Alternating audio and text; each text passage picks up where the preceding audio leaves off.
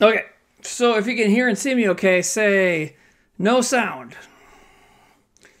I'm trying lights for the first time in a while, too. You like that? You like that shit? Why is it... I had it off camera before. No sound. All right.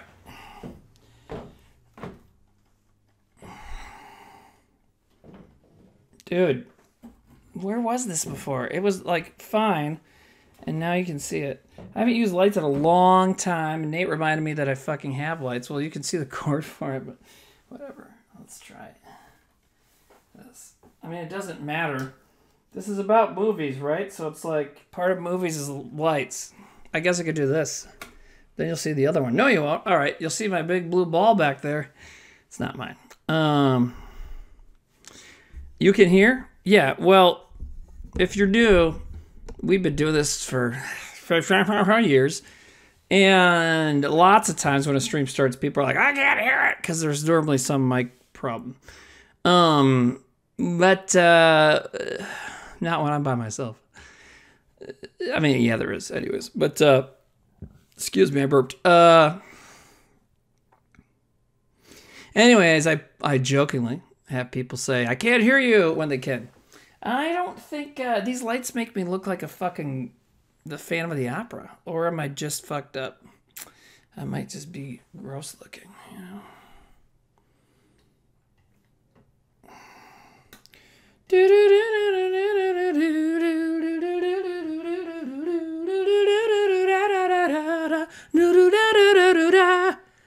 Also, cook anything delicious lately? Just finished up some leftovers of tater tot hot dish. Excuse me. Tater tot hot dish. And does Kevin Smith know you're stealing his aesthetic? Okay. Do you know what Kevin Smith looks like? If I was stealing Kevin Smith's aesthetic, it'd be this. Okay? I'd have a backwards hat on. My head's too big. I'd have a backwards hat on, okay? And I would only ever make this face.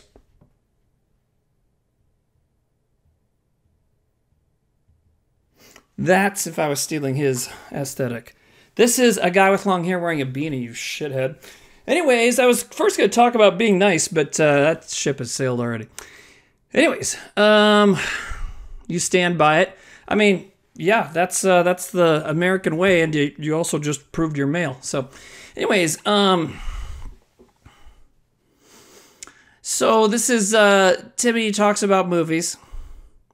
I'm Timmy from the palest men ever.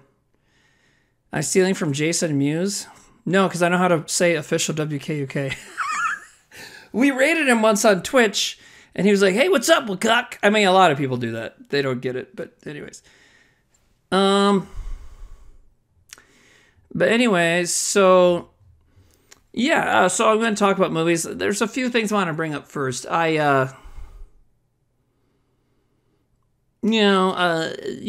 I get a reputation of being mean or sensitive or some bullshit. Those labels come from people who are mean and too sensitive.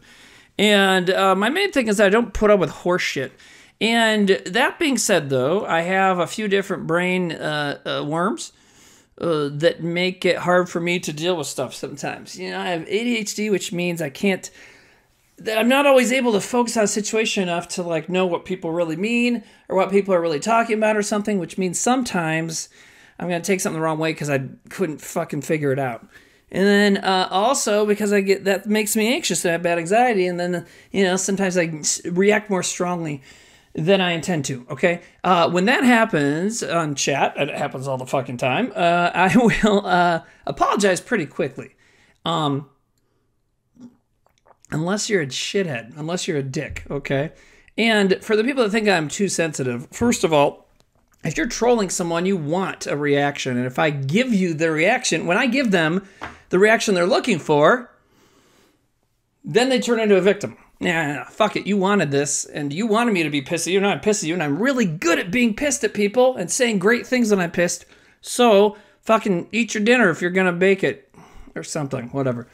Also, if you want to call somebody else sensitive, don't wait a month and a half after they chewed you out on a stream to go on the YouTube upload of it and write 3 paragraphs about how I'm sensitive.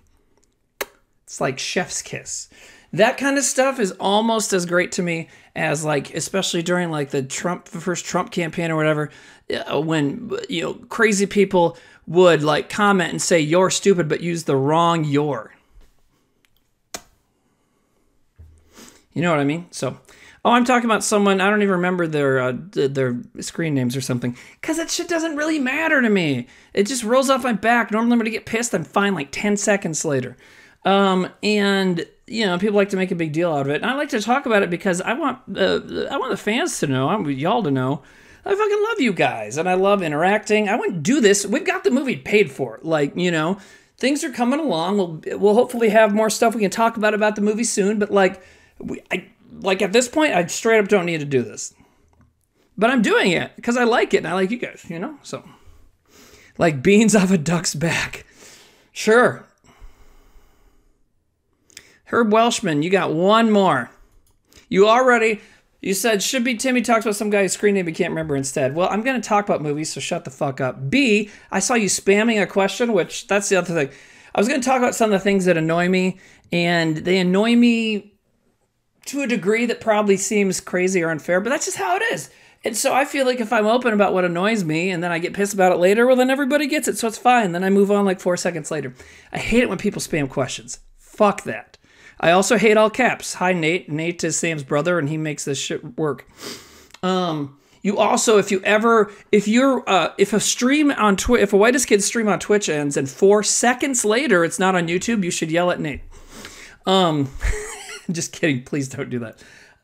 So I hate spamming questions. I hate, what I really hate, and I hate this in real life, hate on the internet, I hate it, whatever, is you asked multiple times if Zach was going to was streaming, which when, and he comes on Self-Suck when he can, you know, and that's about it. But when someone else, when like I just show up and then you're like, well, where's Zach? It's like, well, I don't know. This is my show. If you don't want to watch it, go watch something else. It's like what I always say. If you don't like this, go watch some racist European kid play a first-person shooter, because there's a bunch on here. Anyways, but something I hate in virtual and real life is confidently misinformed people, and it's pretty much always dudes, and you know, that just say things like, this is the thing. And it's like, no, it's not. And so that's why I'm going to say you're fucking stupid, you know? I have a joke about that actually is about a lady that said something I heard for real at it was so long ago, I don't remember if I heard it for real or not, or if I just wrote it. But anyways, I was in a park in LA, and there was a duckling and a mother duck there, and the ducklings cried up under their mom. And a lady who was there with a bunch of kids said, look, the mother duck is nursing her young. So then in the joke, I like slap her in the face or something. Brad Kelly, great way to say it. Way more, much smoother way of saying it than I did. Brad Kelly says, stupidity with such conviction is just arrogance. Absolutely. I mean, there's an entire political side of the country right now who bathes in ignorance and loves it and flaunts it and thinks that makes them more able to decide things, which is fucking insane to me. So I hate that. It's okay, Herb Welshman. And I mean, the other thing is when I get on someone's case, like I just said, I'm normally over it about 4 seconds later, and I'm gonna, like, this isn't 100% serious ever, you know? Anyways, so am I working myself up? There's another one. Teetering on the edge. Herb Welshman's off the edge. Now, they're fine. Anyways, so this is Timmy Talks About Movies Zone. That's what we're going to get to now. For people that are new or don't know or don't remember the last time, because it's been about a little bit over a month since I last did it, I love movies a lot. I mean, everybody does. But especially if you watch us, you probably like movies. But I collect movies, and I talk about movies a lot, and I think about movies a lot. No, it's so much better if I have like a little bit blocking the light right there, isn't it? Maybe I turn it around a little bit here.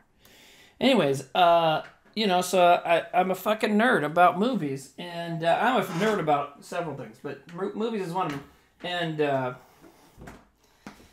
so every time I stream anything else, I had a cooking show on here. Obviously, Whitest Kids streams like Self Suck, or like even when I would just do Trailer Boys or whatever, I always end up fucking talking about movies. So a while back, I decided I'll just do this. And is it regular?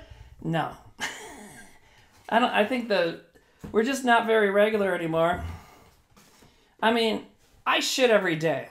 So I'm regular, but I'm not like regular on here, And I bet the other Whitest Kids shit every day too, but we're just not regular on here anymore. And Guy Cadendo says, it would be weird if you didn't talk about movies on Trailer Boys. Yes, it would be weird. Oh, now you can see some other stuff. You can see random collections of figurines, many of them promotional video game things from friends that worked in video games. You can see Marcus from Borderlands. Next to him is the Nathan Fillion's character from Destiny. And then, obviously, some toys that my daughter used to love when she was little, but now we just set them up there. Okay, so,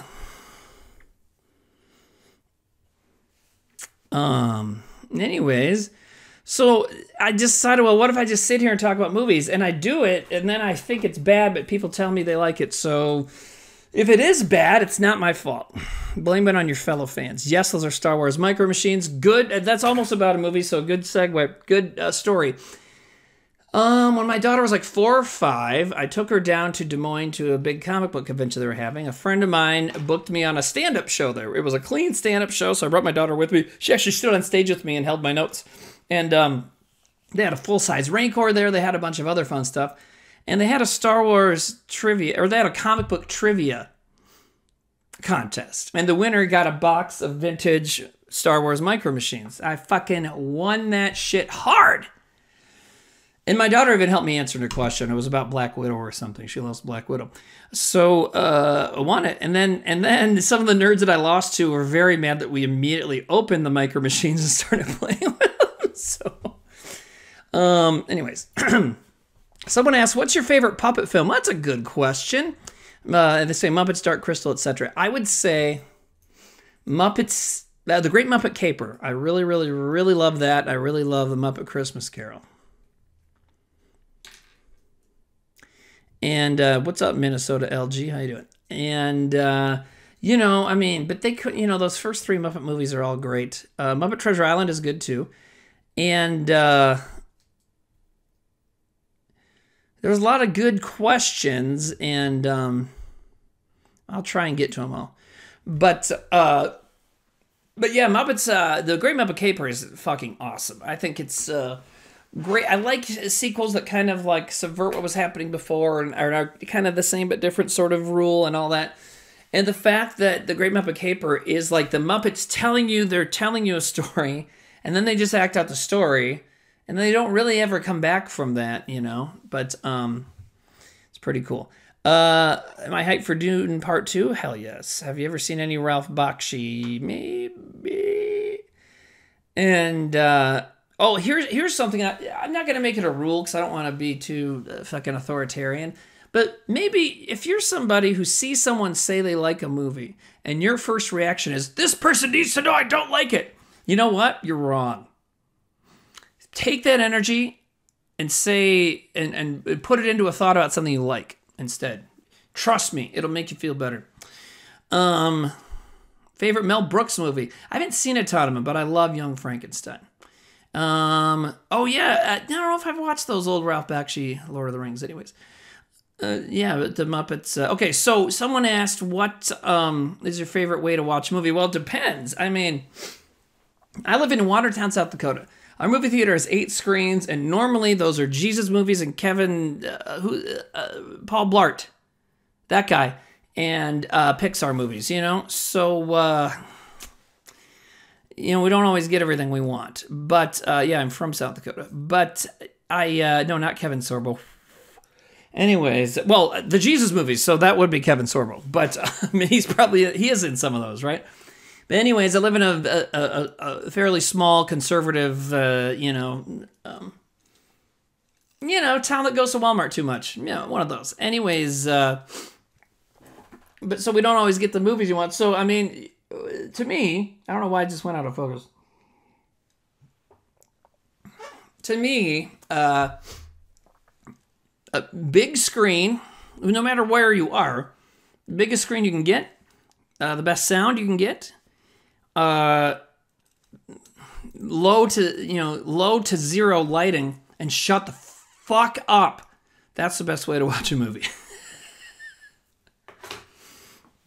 Nivlum says Walmart is my town's only store. See, that's what sucks about Walmart.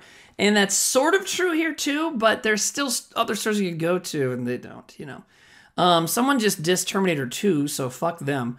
Yeah, Nate, I do hate watching movies with you. I can't, Nate, if I watch a 2-minute trailer with you, it's like, you want to rewind that? No! We have 18 more we want to watch.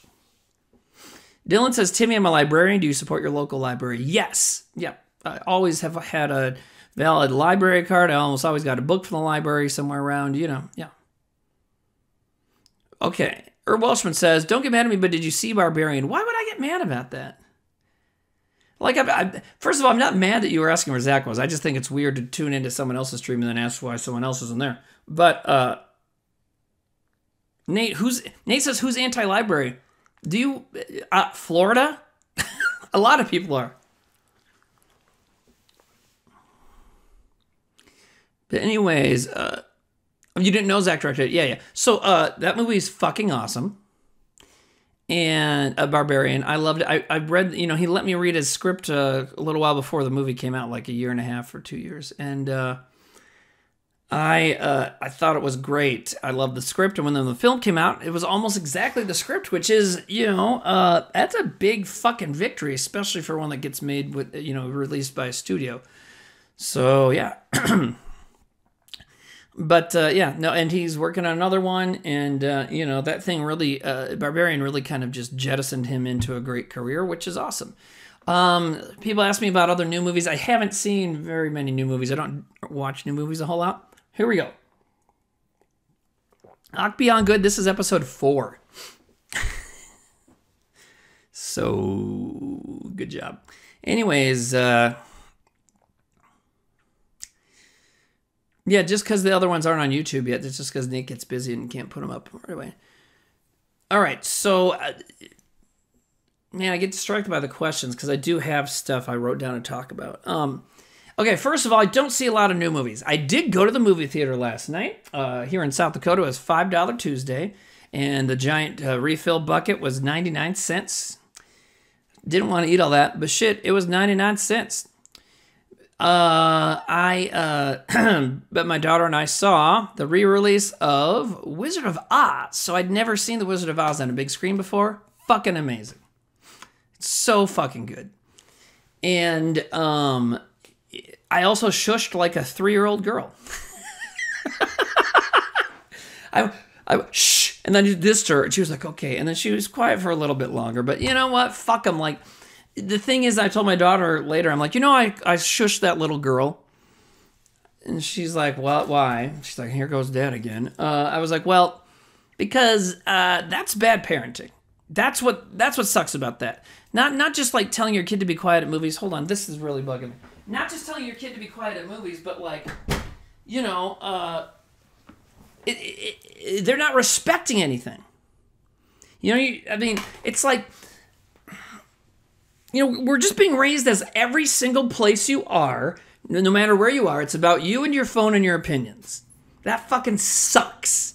There's different social situations that require different behavior, and we're just, everywhere is about me, look at my minion memes, here's my shitty opinion, fuck it, shut the fuck up at the movie theater, And when my daughter was about that age, actually younger, she was 2.5, I've told this story before, but I took her to the Lego movie, and she's sitting on my lap watching the whole movie quietly. And about midway through the film, she says, full volume, hey, when are we going to Grandma's? And I'm like, we're gonna go to grandma's when the movie's over, but for the rest of the movie, you gotta be quiet so people can hear what's going on. She's like, oh, okay. And then she's never talked at a movie since then. She's 12 now, almost 13. So we're talking fucking 10 years ago. So, I wish you were there when I saw Sonic 2. Yeah, that's a movie that I bet was loud as shit.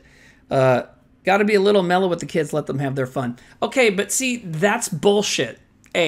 It's not fun to not watch the movie. If you're at the movies, what's fun is to watch the movie, not to continue yakking your bullshit, which you're able to do the rest of your fucking day. You know what I mean? And so let's teach our kids that. Like, my daughter appreciates movies because I don't just turn on the TV and walk away. It's not a fucking babysitter. I sit down with her on the couch and we watch a movie and we talk about it afterwards, or I'll pause it and be like, do you understand that part? And, you know, all that kind of stuff. Hart Kendall says, I don't want to pay $20 to hear other people eating. Yeah, fucking absolutely, you know?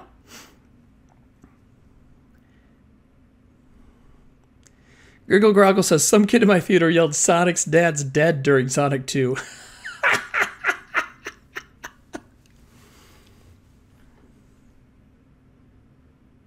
Akbion Good says, well, I hate movie audiences, so haven't been to a movie in 2 decades. They rarely let you drink and smoke weed in the theater. Okay, so A, not a great joke. Let me handle that. Also, B, here's another social situation where maybe you could shut up because you have nothing to add to it. You haven't been in a theater for 2 decades. You know what I mean? And I'm sure you'll say you have kids, but I'm guessing you don't. But anyways, you know, it's about, I think the true fun thing of seeing a movie is going to the movie and watching the movie, not fucking talking like, hey, now we're in a different room where we can talk. Why is everywhere a fucking airport lobby? You know what I mean? Like, just shut the fuck up.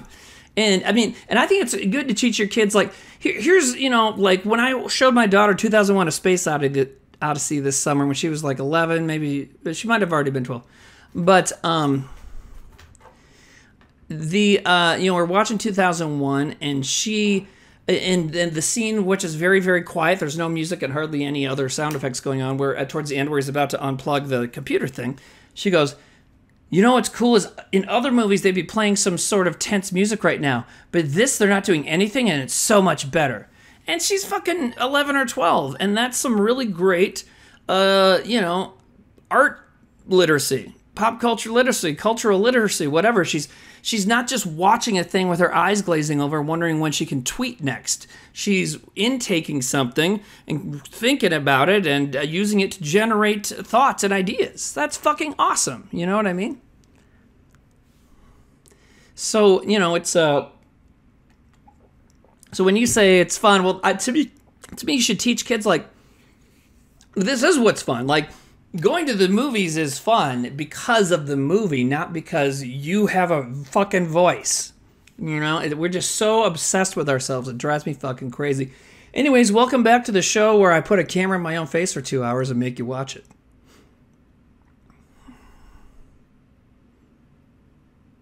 Well, I don't keep her off socials 100%, but, you know, she's like on a restricted Snapchat, and that's about it, I think. So, anyways, so, yeah, that's what I think about that. But anyway, seeing Wizard of Oz in theater was fucking great. Somebody asked about physical media. People that have watched this before are going to be like, oh, God. I love physical media. I think physical media at this point is kind of the only way we're going to save the movies. Because if you only use streaming services, you're not helping. I'm sorry. It's just not true. It's just true. You know, it's if you just use streaming services, all you're doing is allowing billionaires in a tower who have zero artistic atoms in their body at all. Also, there's no good people who are billionaires, you know, so it's just impossible. So you're letting, if you have streaming, like a streaming services, you're letting a billionaire choose what you watch, you know? And, fuck that. You know what I mean? It's like you're essentially at the whims of some fucking asshole. And I mean, that Zaslav guy, what's that guy's name? The guy that owns Max now and completely fucked it up. He took Sam's, the cartoon that Sam worked on, Tig and Seek. Great show. He took it off and like, you can't fucking watch it right now. You know what I mean? So it's bullshit. Debbie doesn't, Dallas. That's great. I love you, Spoon Tree. Yeah, you can make a millionaire and be a good person. You can't make a billion. You can't make $1 billion and be a good person, you know? They took Rectoff, too. See? They have a fucking vendetta against us. Anyways, that's why I never did any more projects after White is Kids, hardly. But anyway, so yes, I buy Blu-rays. And I also I have a lot of like the normal Blu-rays, which is just a blue case with a cover and disc in it. You get it for $7 at Walmart, right? I have a lot of those movies I like, but I got very into, if you ask my creditors or daughter, what you call boutique Blu-rays, which are small independent companies that put out really great, beautiful releases of movies that are underloved, and occasionally they'll do a classic too. You'll see a couple of those in here, but so it's really fun. I love doing it. It's a great thing to collect. I have at this point. Let's go to the numbers. Let's go to the books. Let's go to the numbers. Oh, that's right. That reminds me. I wanted to look up a picture of somebody too. Okay. One more thing. Oh my God. Okay, so actually let's go 50s on that. I'm doing like 8 things at once right now. Okay, movies currently right now. 431 individual titles for 607 individual movies. So 431 includes box sets and stuff like that.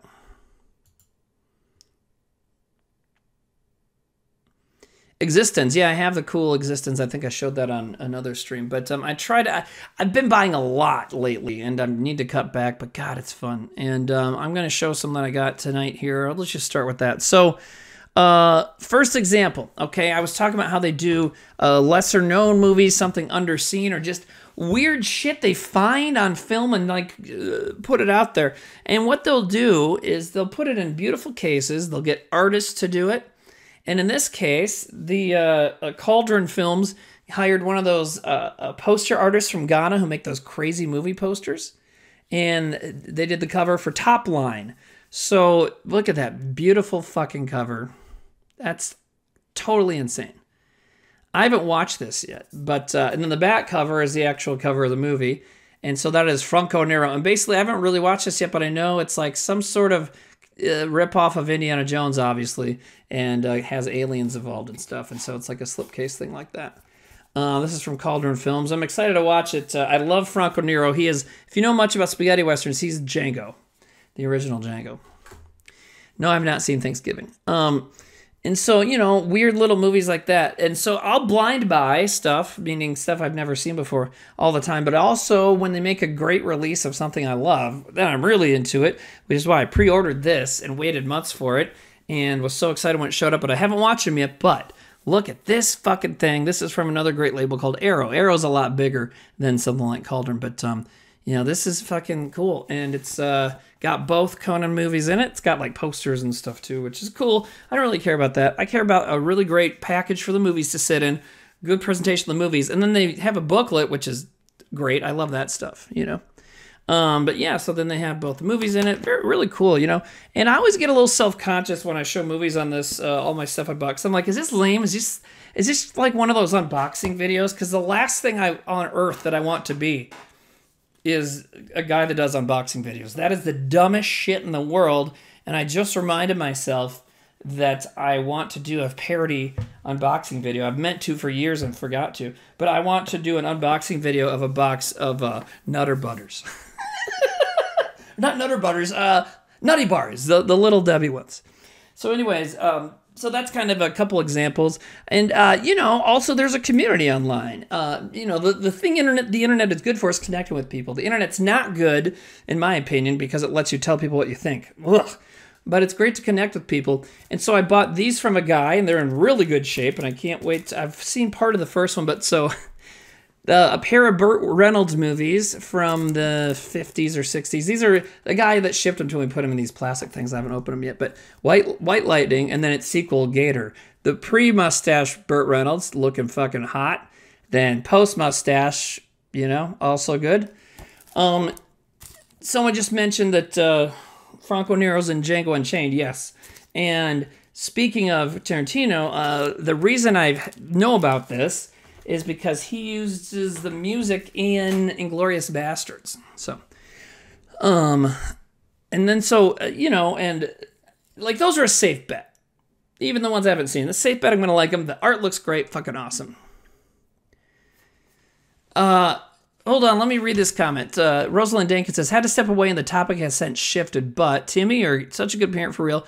Taking time to talk to your kid like that and break down the why of your behavior is way more than most of these knuckleheads do. And as a firm believer in kids learning best by example, in my opinion, you're setting a good one. Thank you. So sometimes I blind buy stuff and it's like I have no idea what's going to happen here. But a great independent movie and bookseller site online called Hamilton Book sold a bunch of stuff for $5 each. So I bought this. Hallucination Strip. That, I believe, right here, this guy is Bud Cort, famous from Harold and Maude. Or I know that he's in the movie. I don't know if that's him or not. But I haven't watched it yet, but here's the description. Hallucination Strip is a psychedelic trip with a social commentary. Bud Cort plays Massimo Monaldi, a student involved in political protest and juvenile delinquency. When Massimo steals a valuable tobacco box, he quickly becomes tangled in a dangerous web between the police and the mafia, culminating in an extended and elaborately choreographed party sequence, underscored with an excellent soundtrack by Alberto Verrecchia. Hallucination Strip excels with its not-so-subtle mix of sex, drugs, religion, politics, and corruption. Sounds like that kind of shit. And I just, I like to, if I'm going to blind buy movies, and like that was $5, right? So it's like, why not? If I'm going to blind buy stuff, I try and really expand what I'm used to. So an Italian psychedelic movie, I've never seen something like that. Also, there's a great subreddit I belong to, Boutique Blu-rays, and people, one person on there recently was like, oh, blind buys are so fucking stupid, and someone in there made a great point. I was saying, you're fucking stupid. Someone else in there who's not immature like me made a better point. They said, anytime you go to the movies, it's a blind buy, and normally we're buying shit for cheaper than a movie ticket, which is true.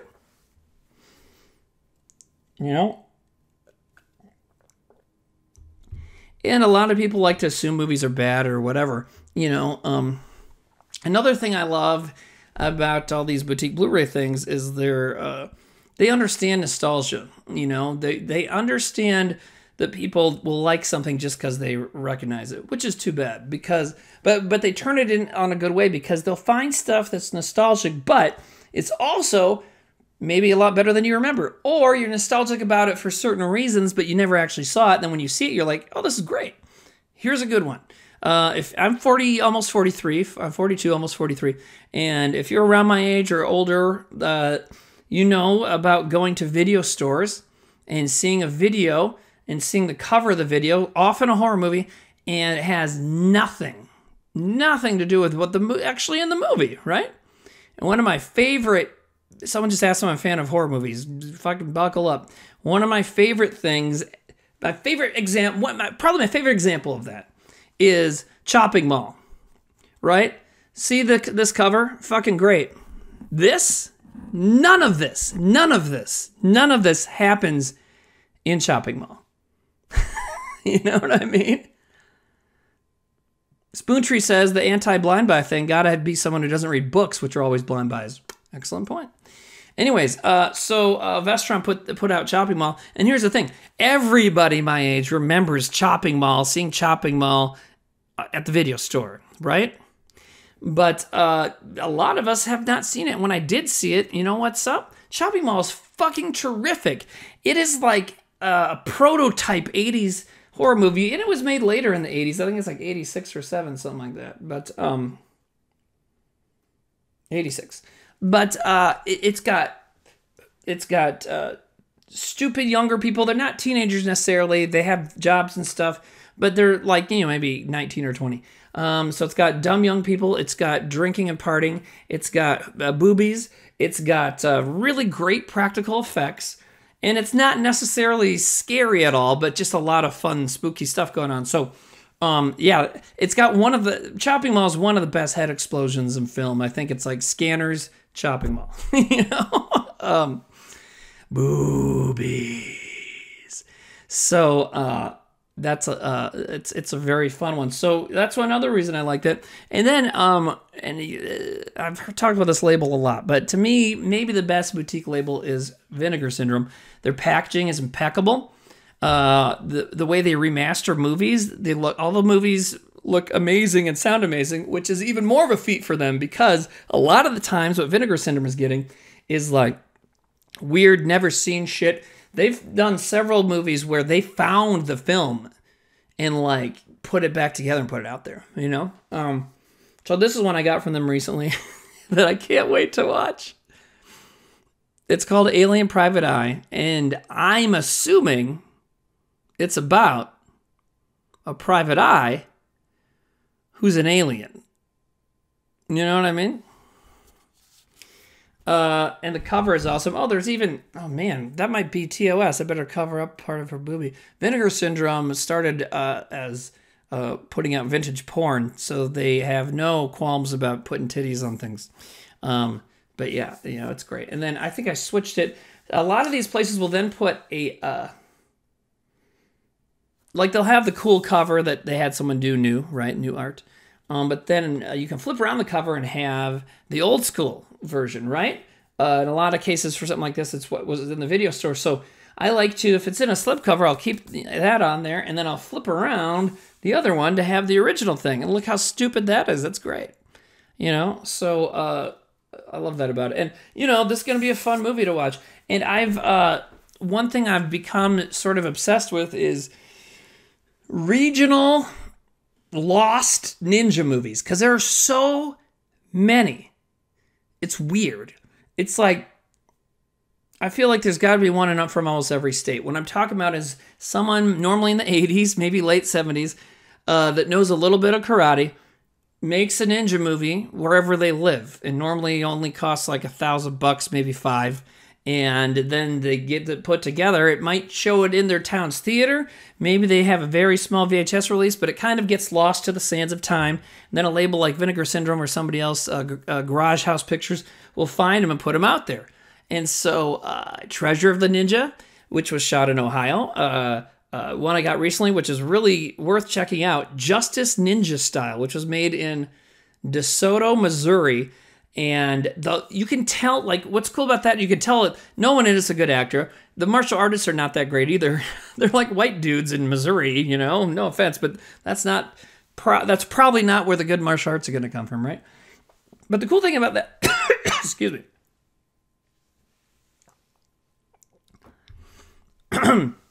The cool thing about that one, about Justice Ninja Style, is that the cool thing about all of these is whether the movie's good or not. Normally it's not what, I don't really say good or bad anymore, but it's normally not what a lot of people would say is a good movie, but there's so much fucking enthusiasm and so much heart in these that I don't care if your dialogue sucks. I don't care if it's all 80 yard or whatever. I don't care about any of that. And so, for example, Justice Ninja Style, shot in Missouri, the whole fucking town is into it. So even though there's no money in this movie, zero, they shot it on video, it looks like, or maybe 16, or maybe even 8mm, but I think it's 8mm, but it's like nothing, right? Nothing. And yet, because their whole town was into it, they have a car chase with cop cars and a fire truck in it, and like all this shit, you know? It's cool. You know, and so that's what I love. I love, like, because I would rather watch very amateur made $500 ninja film than at this point than a Marvel movie. And I'm a big comic book fan, but it's like, come on, you know? And so, yeah, that's the kind of thing I'm into. And then every once in a while, Vinegar Syndrome will take a movie that's more well-known and do a really fancy release. And I haven't seen this one yet, but I can't wait. And I feel like Sam knows this or would like it, but Southern Comfort is one they just put out. And look at this shit. Every once in a while, they do one called Vinegar Syndrome Ultra. And it's got a magnet clasping thing. It's got all this stuff, and it has a ribbon in it, so you can lift it up under the book and the case. It's got a book, then it's got a slip cover in it, and then the movie's inside. And that's fucking cool, right? And I can't wait to watch this. It fucking smells good, you know? You just, okay, that's so weird. Right when I said that, Rosalind Danklin said the smell of Southern Comfort. I meant the movie smells good, but I know what you meant too, and you're right. Southern Comfort, the whiskey. Whew, whew, whew. Someone asked, anything coming up that you're really excited for? I have a pre-order in on one coming out from, oh man, Ninja. It's called Neon Eagle or something is the label. It's a very small label, but it's I think it's called Ninja Commando or something. It's a regionally made ninja movie that was previously lost to the sands of time. Also, there's a great looking version of The Hitcher coming out soon, and I don't think this one's on a small label, but there's a new edition of American Psycho coming out. So, yeah. Oh, who's the hottest actress in your opinion? Man. Well, I tell you what. Last week I watched Chopping Mall. I watched Reanimator. And I'm about to watch From Beyond this week. So I think you know what I'm about to say. Barbara Crampton. Also, she's still smoking. And she follows me on Twitter. And when she did around Halloween, when people like do a silly Halloween style name for on their Twitter account, or they used to before Twitter sucked.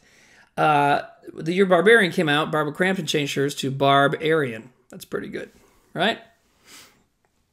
So yeah, she'd be up there. God, who else is just? I mean, I would have to see. One of the reasons I got into movie collecting is it was around the time when I figured out. Or got diagnosed, whatever, I have really bad ADHD and anxiety, so it's hard for me to remember stuff, and I'd started a Letterboxd account only so that I could write down what movies I've watched, because I won't remember them all, especially nowadays. I watch about a movie for every day of the year, and I don't watch a movie every day, but then, if I don't for a while, some days I'll have a Saturday where I'm not doing anything, just watch 3 or 4 movies throughout the day. Anyways, what have I watched lately? I'll look. So it's hard for me to remember, but I'm trying to think who else, what else have I seen lately where I'm like, man, that lady's a babe. Well, I watched Josie and the Pussycats recently. That movie is swimming in babes, Who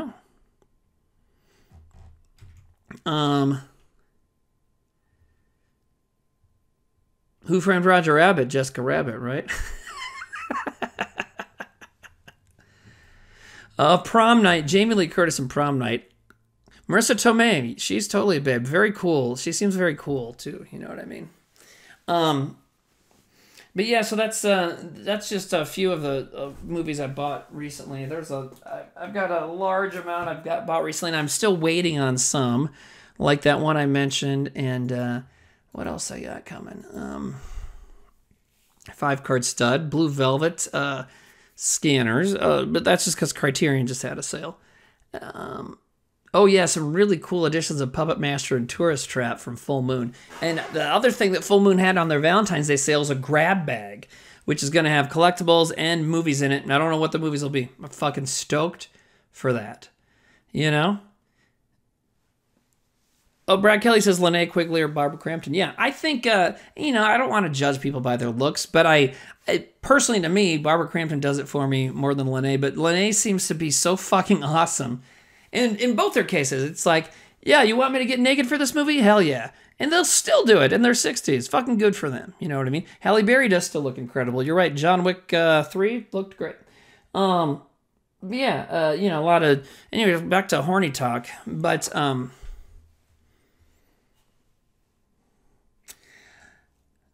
yeah, what else did I want to... I had other things I wanted to mention. Okay. Yeah, so people want me to stream watching movies. I don't know. But the thing is I just went on a rant about how I don't want to talk during movies. Now, when we've done them for Trailer Boys, we've done a few watch parties. That's different, but I don't know. Anyways.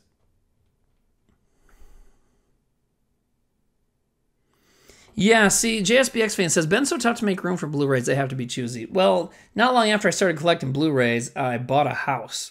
Oops, now I have a lot of room. Oops. And you don't want me to pause and comment, Dr. Quintana. It'll take forever. But anyways, But yeah, it's like I said, I've 400 or 500 or something at this point, and inside those is a total of 600 some movies. So I'm probably gonna slow down. I bought a lot this year already, but there's good sales and stuff. Are we talking about Barbarian? I mentioned it earlier. And it's great. One of my friends made an amazing horror movie. But we'll talk about other stuff too. But no, I love Barbarian. I read it before it came out, and when it came out, I was very excited to see that it was exactly the script that I loved. So, very cool. Okay, so one thing. Do I have a DVD Blu-ray wall? Let me see if I have a picture available of what that is. In short, yes, it's a big shelf, but it's all up against the wall. And yes, my daughter helped me make little labels for the sections, and we labeled it like a cool indie video store. Let me see here. It might take some doing to get this to work. You know what? Fuck it. Auntie Lee's Meat Pies. That's on Vinegar Syndrome. I haven't seen it, or I didn't buy it or anything.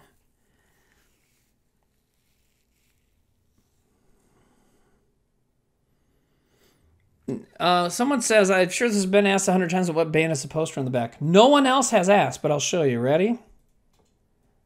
There you go.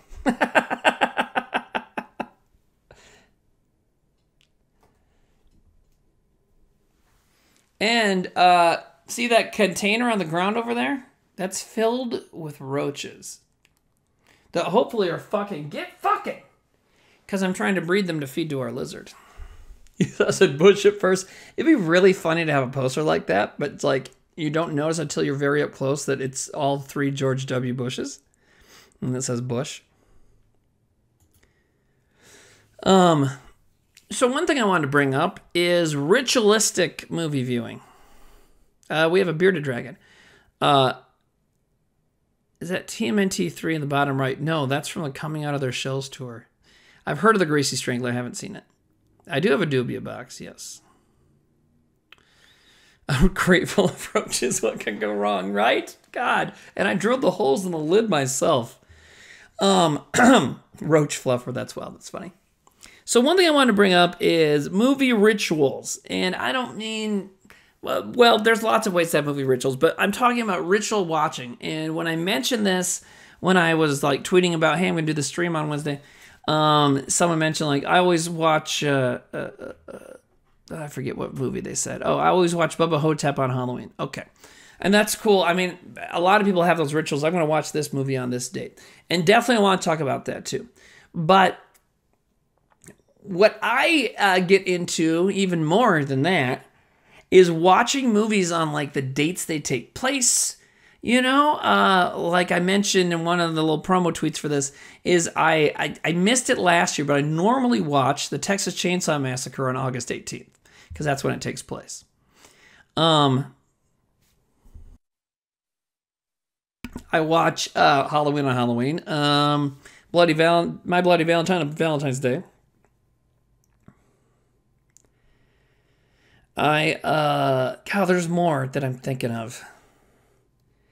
And not, I mean, one time I was watching the Christmas crime film, The Silent Partner, which doesn't all take place at Christmas. But what's fucked up, and I was not trying to do this, is when I turn on the movie, I was watching in December around Christmas, because it involves a Santa Claus robbing a bank in the beginning. So I'm watching around Christmas, and a guy gets into his office at the start of the day, rips his page day calendar off to December 14th. It was December 14th when I was watching it. That was crazy, right?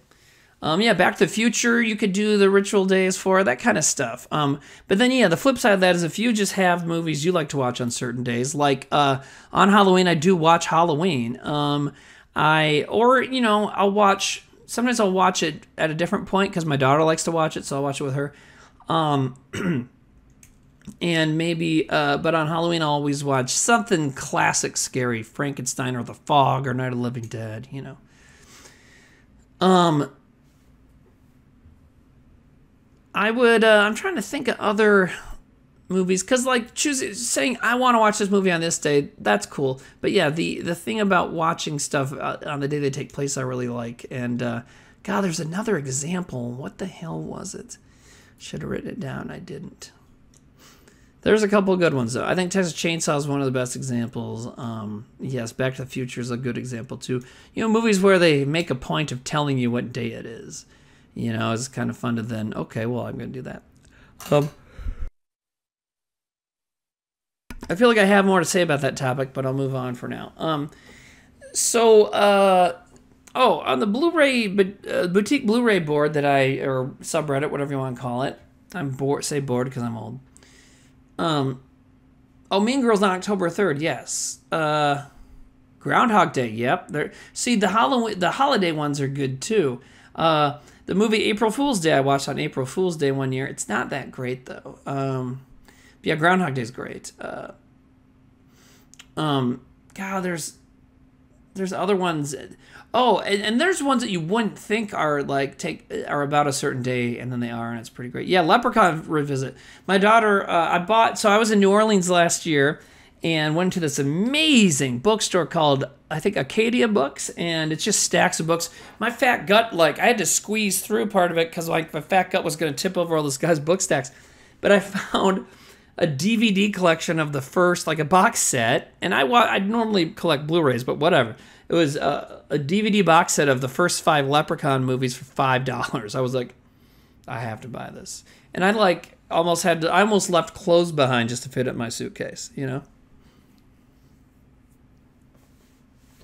Spoon Tree says, Groundhog Day is great, but I couldn't watch it every day. That's a good one.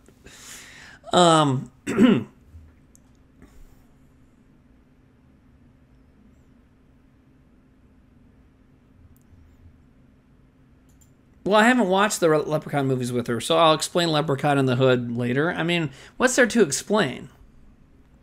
It's about, there's some characters who are black guys who want to become rappers, and the Leprechaun shows up. I don't think there's any, obviously there's probably some shitty racism jokes in it, but I mean, she'll see those and understand it. I'm finding kids, if you just let them be themselves and not try and teach them to be hateful pieces of shit, kids are generally pretty chill about race and trans kids and all that stuff,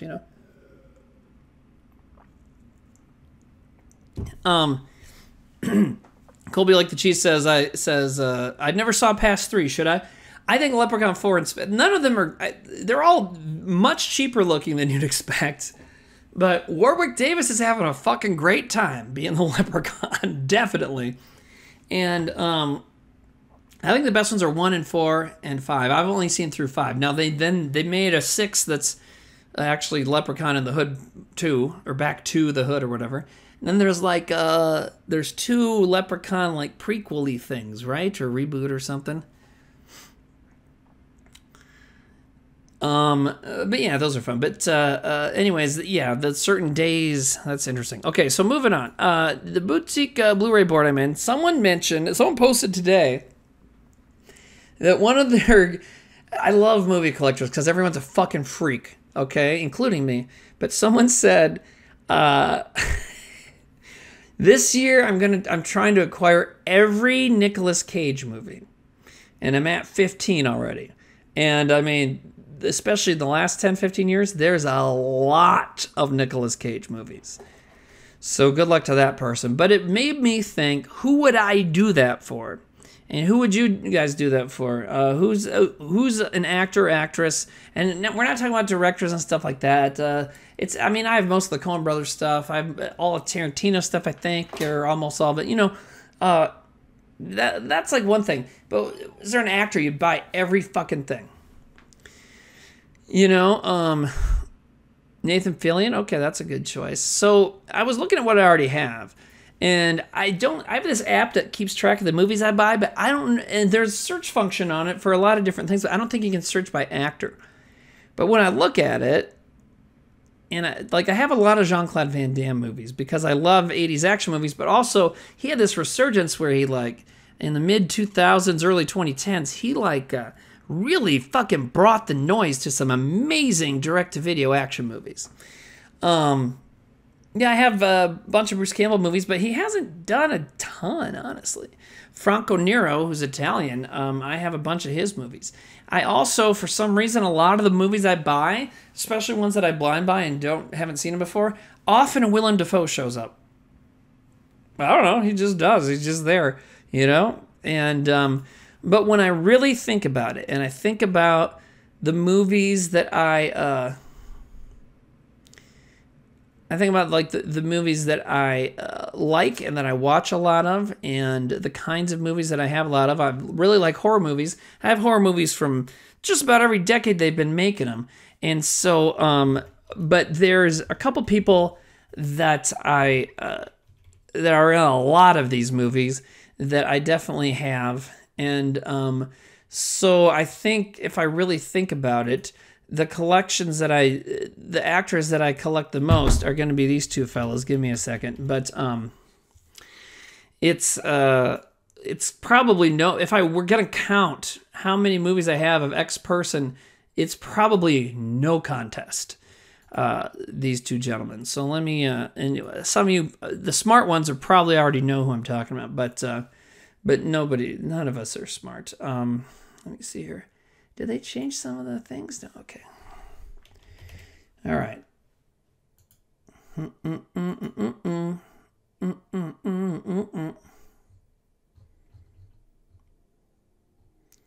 my God, this is obnoxious. Where's the fucking thing?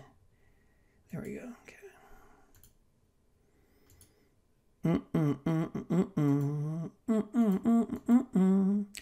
Okay, you might have seen that for a second. I'll bring it back in just a moment here.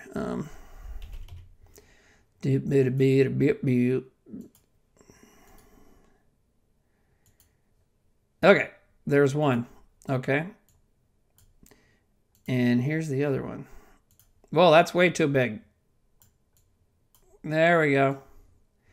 These are my fellas, right? So these guys, I have so many movies with these guys in it. That's Christopher Lee up here.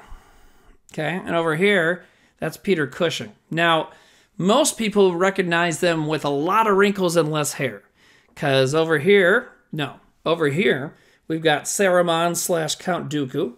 And over here, we've got Grand Moff Tarkin, right?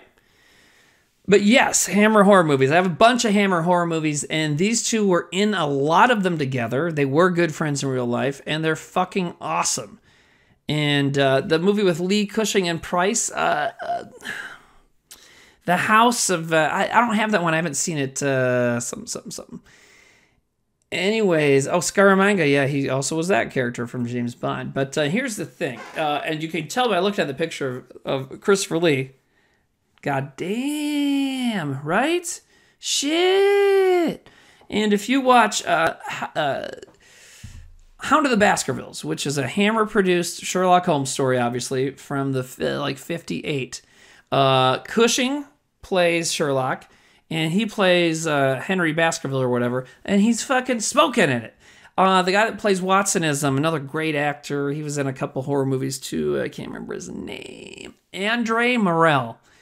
So, Christopher Lee has actually murdered men. Yeah, that's one of the stories people love to tell about him, is when he was doing the ending of his character in Lord of the Rings, he said something to the effect of Peter Jackson that that's not what a man sounds like when you stab him in the back. And they were like, okay.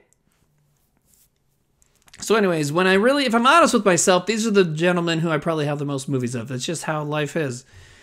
Because beyond all the Hammer horror movies, I have Star Wars movies and Lord of the Rings and stuff, you know? So they're just fucking everywhere. Yeah, there's a few Hound of the Baskervilles movies, but that one's, it was probably the first one in color, and it's great. Anyways, but so some of the actors, I would say, I don't know. They're probably up there. And actresses, I feel like there's a certain lady that I have a lot of her movies without even trying to, and I can't remember who it is. I don't know.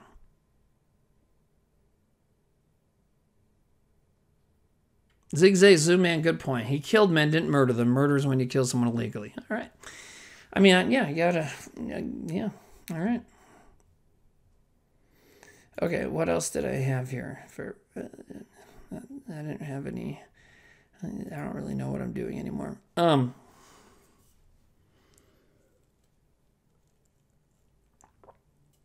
second sight 4K of The Hitcher. I have a pre-order in on the Umbrella release of The Hitcher. Maybe that is second sight. I thought it was Umbrella though.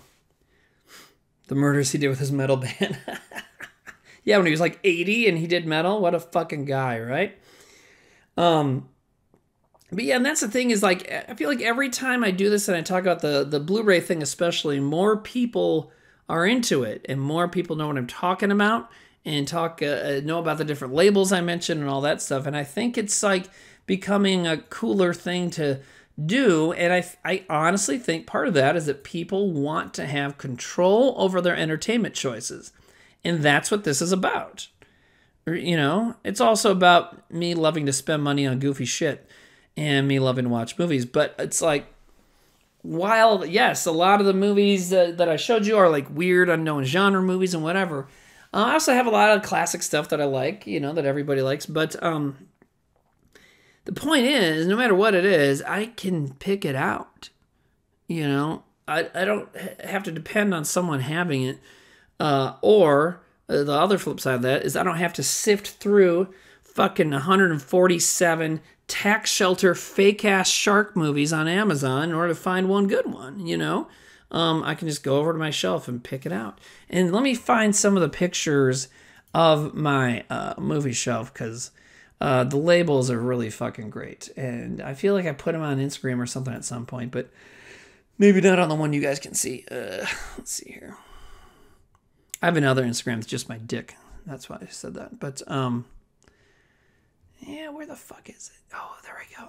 Oh my God, I have a folder called Shelf Pics. God, I'm fucking pathetic. Okay, so, let me just do this here. Okay.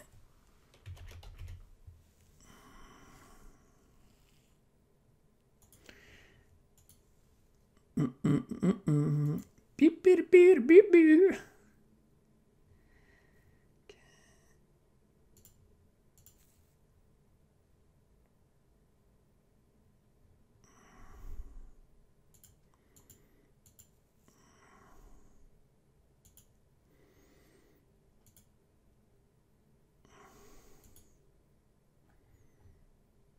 Where the fuck is this thing?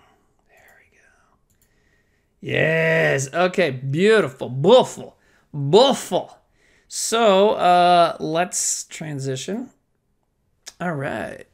So here we go. So you can see here, and this is from a while ago. I have more movies since then. Those Legos and shit on the movie shelf have now been what do you call it? When a landlord does something they pretend they don't want to do.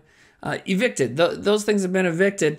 Now there's more movies there. But you can see what we're doing here. So I had her make all these different labels. Crooks. You see in Crooks, you got The Departed. And because the label things I got are wobbly, so I stick them in between two movies. So Battles Without Honor and Humanity right there is also Crooks, okay?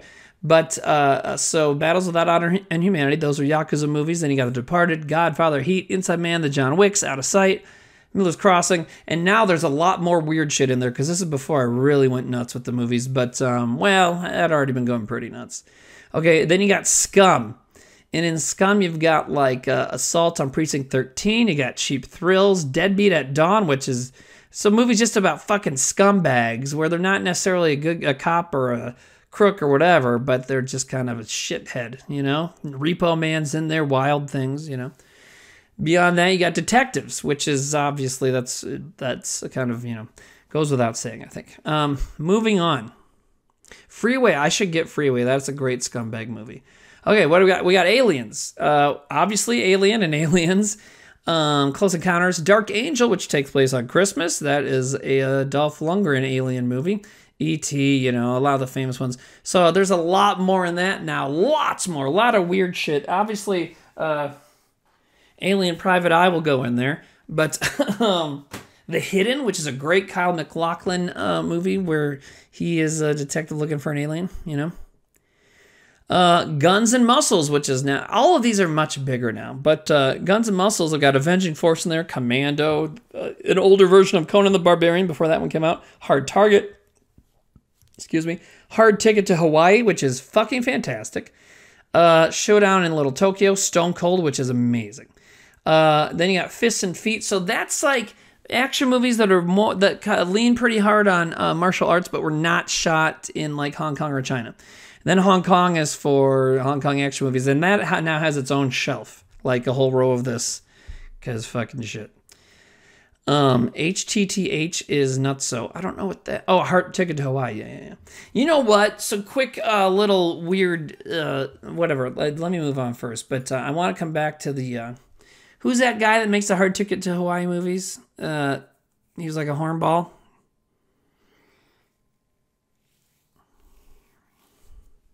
That's a great. Nibblesbird says, and that's the treat from these past film shot releases here. They don't need AI upscale to look good. Exactly. So here you got westerns, and you'll notice because most of my westerns are of a specific type. So you'll see that my daughter put a little drew a little thing there in front of the westerns. You know what it is? It's a bowl of spaghetti. Because at least all the ones up there. Yes, all of those are spaghetti westerns. I've since gotten a few that aren't.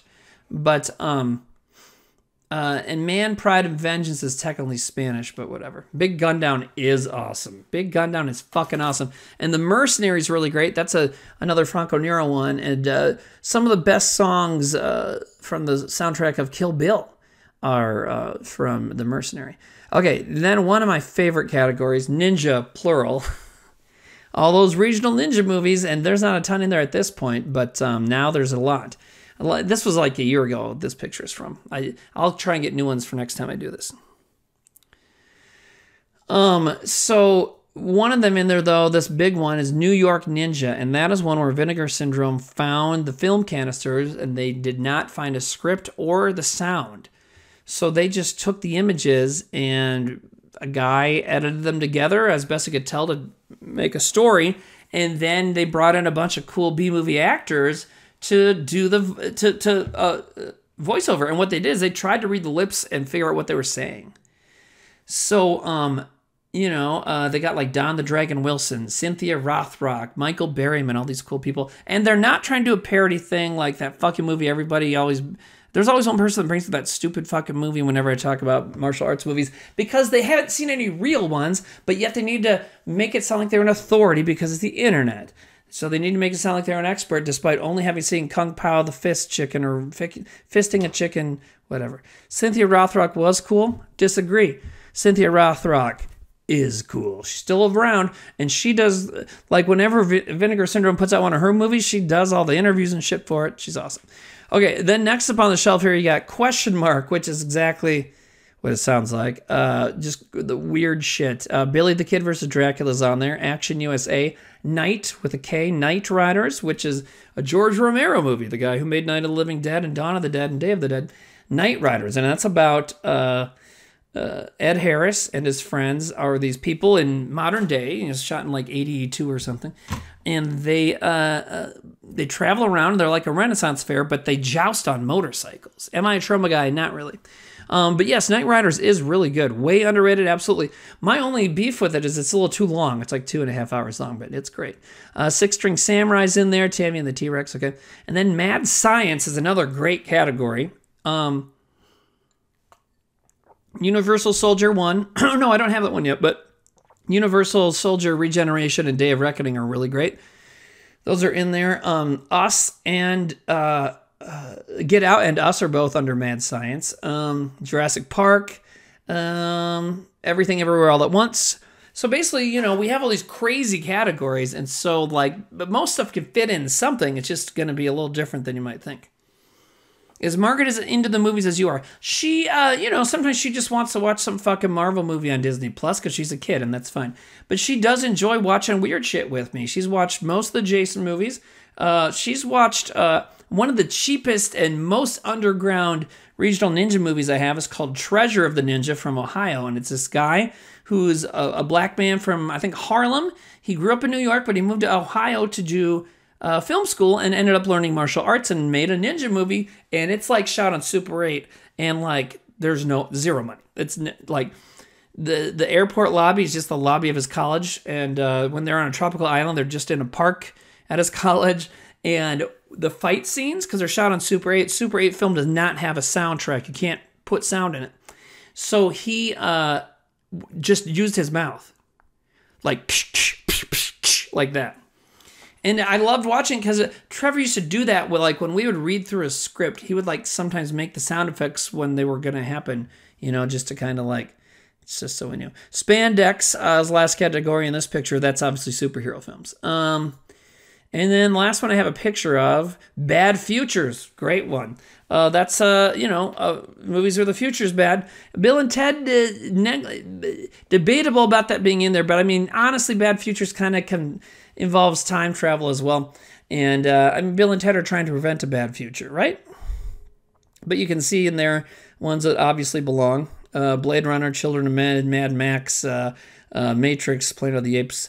And there's several more in there, too. I don't know what Mind Goblin is, so I've not seen the new restoration. Happy Holidays is holiday movies. Unhappy Holidays are holiday slashers, but that's also where I have my Leprechaun movies, My Bloody Valentine, you know, stuff like that. And then the one beyond that is animations, which is animated movies.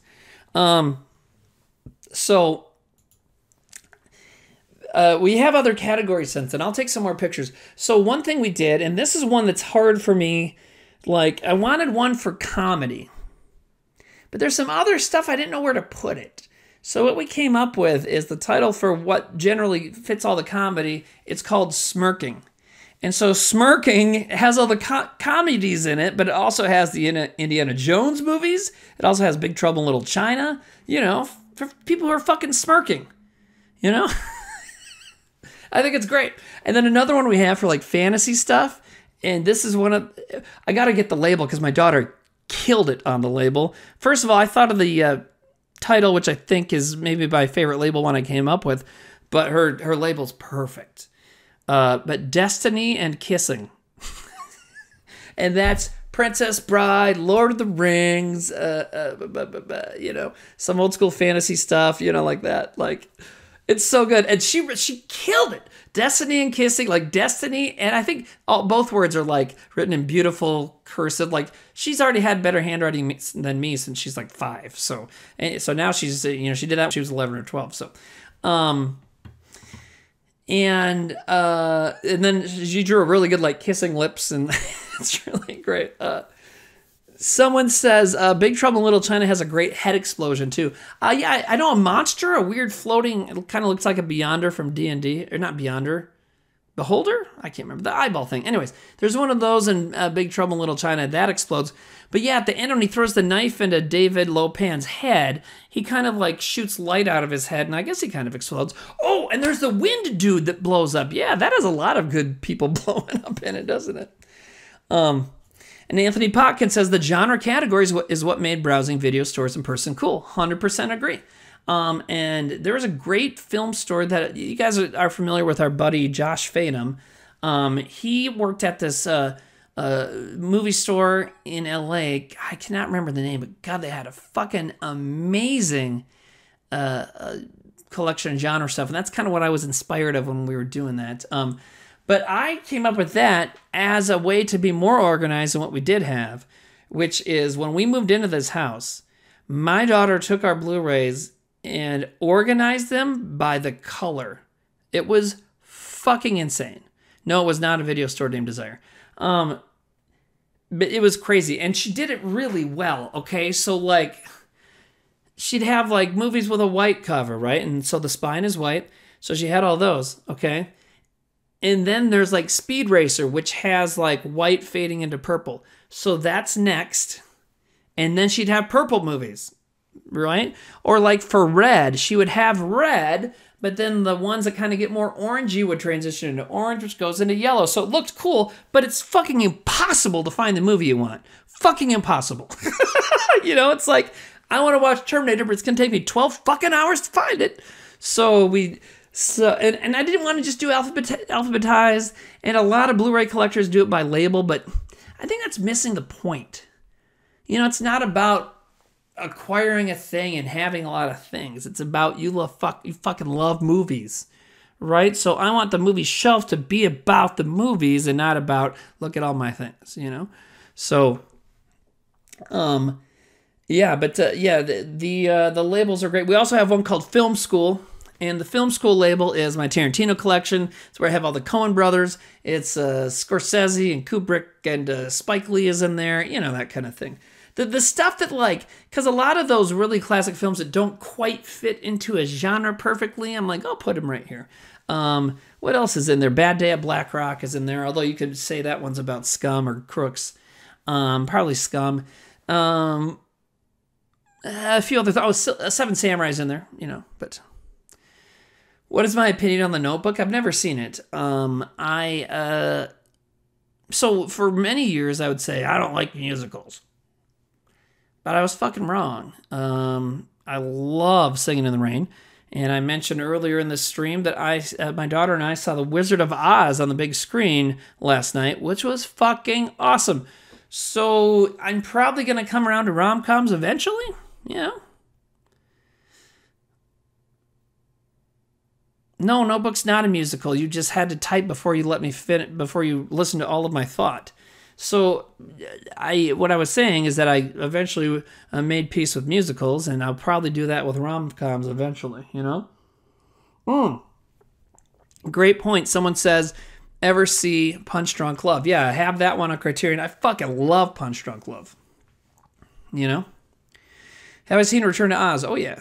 I watched it with my daughter. When Disney Plus started, that was the first, like, I watched Mandalorian, the first episode or whatever they had. And then the next thing, like, that was my plan. I'm like, when Disney Plus comes out, I'm excited to watch Mandalorian because I think it looks cool. And I'm excited to watch Return to Oz. So that's, that's what I did. Ash Tucker says, I can give you some musicals, let me tell you. What do you think? What's one of your favorite musicals? Also, and this is another one of those things I mentioned at the top of the show that really bother me, and I probably get more bothered by it than normal people would, but just because of the way my brain works, I fucking hate it when people tell me to watch something.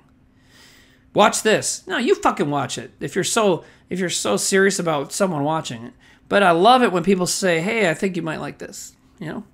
Anyways, what's your opinion on The Holiday? I don't think I've seen that. See, I really haven't seen a lot of romantic comedies, so. West Side Story, the original. Okay, I've never seen that. I've seen the remake with that stupid loaf of bread guy that got canceled. Didn't he get canceled? Right. Hedwig and the Angry Inch. I've seen that once. I really liked it. I've never seen Repo the Genetic Opera. I should. Someone asked if I like trauma movies, and I haven't really seen hardly any. And the reason that I haven't watched very many is that I watched Surf Nazis Must Die, and I thought it was so dumb, and just kind of boring. And I understand that low-budget movies aren't going to be able to have a lot of crazy stuff going on. However, I've now seen so many low budget and no budget and negative budget movies that fucking cash in on their premise. So if you call your movie Surf Nazis Must Die and there's not really a lot of surf Nazis dying in it, what the fuck is your problem? You know?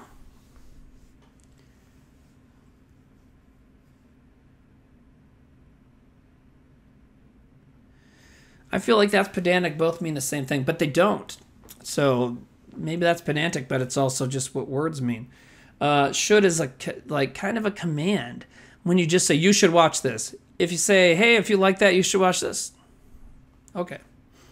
Because just because we're on the internet, and this is all kind of like talking, even when you're just typing, we could still talk to each other the way people used to, which was with dignity and respect and, respecting the language you're speaking in. You know? Book of Mormon, you haven't seen that one either. I think Paul King did a good job with Wonka, someone says. I agree. Wonka is one of those movies I'm like, this is not going to be good. And my daughter wanted to watch it. I'm like, fine. But I fucking loved it, man. Once I didn't know that Paul King was behind it, and I'm like, okay. Because after the Paddington movies, I mean, that guy, I'll watch anything he makes, you know? Rosalind, I'm the same way. Rosalind Danklin says, if someone tells me to watch something, I immediately turn to Pengu and vehemently don't. I don't know what Pengu means, but I don't do that either. Sam told me to watch 3 O'Clock High. It took me 17 years. And he's not someone who said you should watch it. He's like, I think you'll like this, watch it. But he would also he loves that movie and would get excited about it. And for some reason, when people are hyped about things, it just makes it hard for me to like get real motivated to watch it. And it's not any fault of theirs. I mean, I think it's great that he loves it because it is a great movie. But the thing is, for some reason, it just kind of like, I don't know, pushes it aside in my brain. But when I finally sat my ass down and watched it, I was like, yes, it's fucking good, Have I seen Ricky O? No, I really want to see Ricky O, the story of Ricky. Yeah, I've heard that it has lots of good practical gore. There's some great gore in Hong Kong movies, which is crazy. But Thunder Bunny says, I don't like people telling me what to do. Yeah, I just feel like there's other ways to do that. Like, hey, you might like this. Because it all comes with there's this whole thing on the internet, especially when talking about movies, that people kind of whether they're intentional or not, they kind of put out this whole thing out there, like, you need to like movies the way I like movies, And I know I'm not the only one that's made a joke like this, but once someone else I know did it. I can't remember who it is. But one time on Twitter, I probably taking it wrong. That's Mythic for you. But Mythic, some people just are really bad at interaction. Maybe you just proved my point for me. I don't know. So Mythic and I have a special relationship. It's okay. What the fuck was I talking about? Well, there goes that.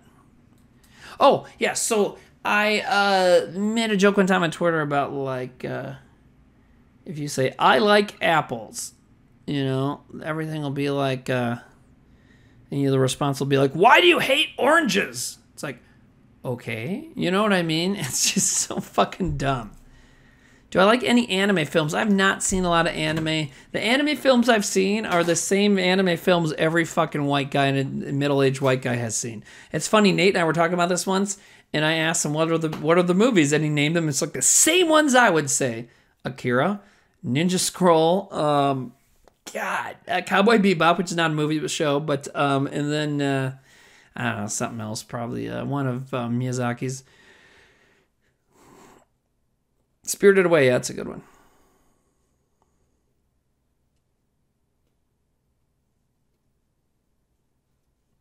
Maybe you haven't considered the plight of oranges from your ivory tower. But yeah, that's exactly it.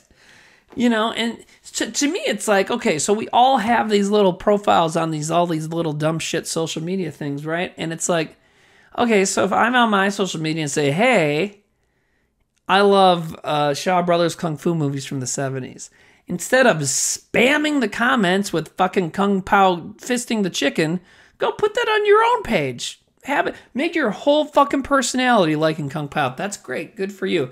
But don't come to my page and shove your shit down my throat. You know what I mean? Like, I like it when I mention something like that and people talk about things they like, other things they like, and things that might be related and stuff like that. But like when they are kind of almost, in some cases it gets to a point where they're like, it almost feels like they're trying to shove me out of the way. It's like, well, that's not my page. I want to talk about what I want to talk about. Go on your page. You know what I mean? And because to me, I mean, when it comes to a specific Kung Pao thing, because it's no secret I get annoyed by that. I talk about it on here all the time, but it's because if I bring up Kung Fu movies and you bring up a parody of Kung Fu movies starring a white guy, that's changing the subject, in my opinion. That is fucking changing the subject. That's all there is to it. The broader scope of martial arts, and you could go tit for tat, because yes, Kung Fu technically is just a word for martial arts, but and the practice of martial arts. But but you know what I mean, and so it just feels like they're trying to change the subject so that they wait, hold on, I don't know much about what you're talking about, so I'm going to try and steer your conversation towards what I'm talking about. No, go steer your own fucking whatever somewhere else. Chatterbones asked, do you still do the letterbox thing? Yeah, it's right on the screen. Look. Flanja, yes, exactly. Flanja says, you're into movies from Hong Kong? Dude, you'd fucking love Airplane. And the thing is the way that's typed out right there, I'd be fine with it. It's when people are like, oh, you know what I also hate? I hate people that believe art is objective. You're fucking stupid. There's a, oh yeah, you know what? That's what the Kung Pao thing comes from. Because people would not just say Kung Pao, they'd say Kung Pao's the best kung fu movie. What? You know what I mean? It's like when the first time I was on Trailer Boys, we watched Kung Fu trailers, and Nate said Karate Kid is the best martial arts movie. And I said, you think Karate Kid is the best martial arts movie? And Nate clipped just that part of me saying Karate Kid is the best martial arts movie. Oops. Banquet the Barbarian says, but if you watch the movie, they use the footage from, right? It's so funny. Shaolin Conversation Series. Well, Shaolin is Kung Fu. A lot of good Kung Fu movies are about Shaolin, so that's fine. But yeah, I love Kung Fu movies. That's good gaslighting. You're right, man. Good point. I don't think... Okay, Chatterbone says, I agree there's no best or worst, but there is bad. Bad is they're objectively detrimental movies.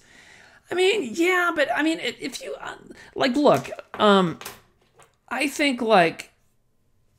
the existence of Zack Snyder's Justice League is bad, okay? Because the existence of it, okay? Let me finish before you get all fucking internet on me. But, like, it's fans who just can't deal with the fact that a movie wasn't what they would do, fucking screaming one into existence. And he made it, and some people really like what he did.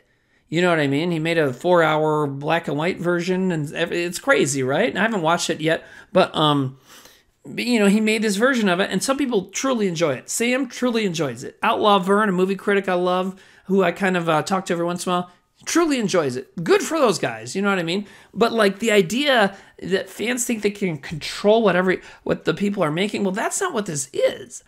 Like, that's why I don't like it when a fan tells us we should do a sketch. It's like, let us do the sketches, you watch it, you do your own thing, and I'll come watch you eventually, you know? That's just not what it is. It's like, well, you're a fan of ours because you like what we do, you know? And so I feel like that, Nate, what movie? What are you talking about? I was talking about Justice League. Ever see Hard Boiled? Oh, yes, I've seen Hard Boiled. It's not even on a real Blu-ray, but I have a really good bootleg version of it. I love Hard Boiled. Actually, I just showed my daughter Face Off for the first time, which is one of John Woo's, one of his American movies. But anyways, I forget what the point was. What did my fucking rant there? Just living in the tubs is good father. Oh, but the thing is so I just don't like that, you know, the fan ownership thing. You know, Star Wars is another good example. Like, I can't believe I didn't like this movie. It's like, you know what? Sometimes a thing you like, especially if it's a big franchise, they're going to make a choice you don't like. Big fucking deal. You know? And someone says, are there any movies you know are good but hate anyways? Okay, and Chatterbones, you also said the thing about bad movies. That's what I want to get into.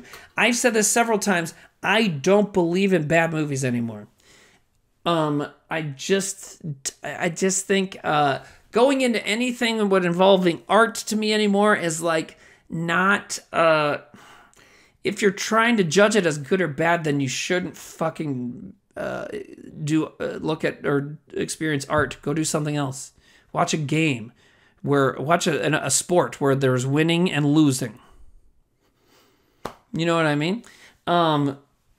Because it's like, that's not what it's about. And people are like, we like film critics. Yeah, I like good film critics. And good film critics don't write about this is good, this is bad, ... And on Letterboxd, I give stars, you know, because I have a star review. And it's just there. And I have this fucking obsessive thing in my brain. So I have to do the star thing because it's there. But I hardly ever give a thing less than 3 stars. You know what I mean? Because there's something to like about everything.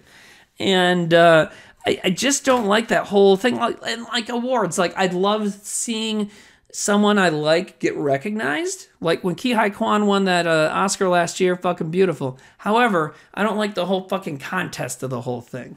especially since Oscars are snooty and it took them fucking 75 years to recognize like genre movies, you know?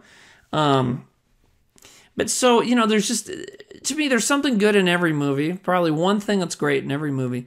Whether it's intentional on the filmmakers or not, you know? But also it's just like when someone says that movie is bad, it's bad to you, and maybe there's a better way to say it. You know, a lot of people think what I'm doing is mincing words or taking things the wrong way. It's like, no, I'm thinking about words based on what they actually mean, and not like, let's be nice to each other unless I want to be mean to you rules of the internet, you know? Milik says, yeah, but some movies suck. Yeah, some movies suck to you, you know? But so, like, if you say, like, I just can't handle that movie, that's fine, you know? I couldn't handle, there was some My Little Pony movie I took my daughter to when she was little. Fucking, I couldn't handle being in there. I couldn't stand it. I hated it. However, some people like it. So fine, I'm not gonna go call it a bad movie. I did only give it a half star on Letterboxd or whatever, but you know what I mean? It's like, it just shouldn't be about that. What's more interesting is if I really had a problem with this movie, I should write something about it. Or, you know, I think even people who don't write it for a living at all or write about movies or anything, I think maybe have a journal and write about what you think when you see a movie, you know? Have I seen Wild at Heart with Nick Cage? I have, but only once. I really want to watch it again. See, Doshi says, I watched Shark Side of the Moon and had fun. Anything is possible. Shark Side of the Moon would be one of those kinds of films I mentioned earlier that's basically a tax shelter by douchebags in Florida who, can you believe that? Douchebags who live in Florida? You know, just trying to make some garbage, you know, just to make some money, you know.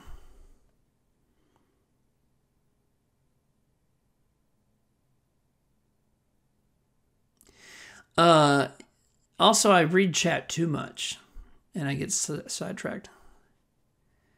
Someone says it would be boring if every movie is good, but that's subjective too. Well, that's the thing. Is a movie is about, or any kind of art form is about what it's between you and the thing.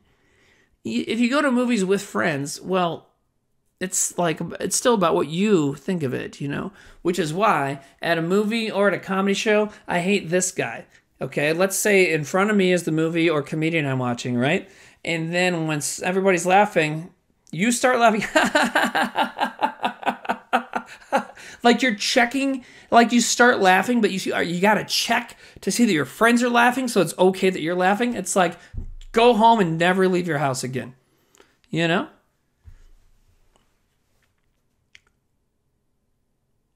Have I seen Shooter? No, I have not seen Shooter.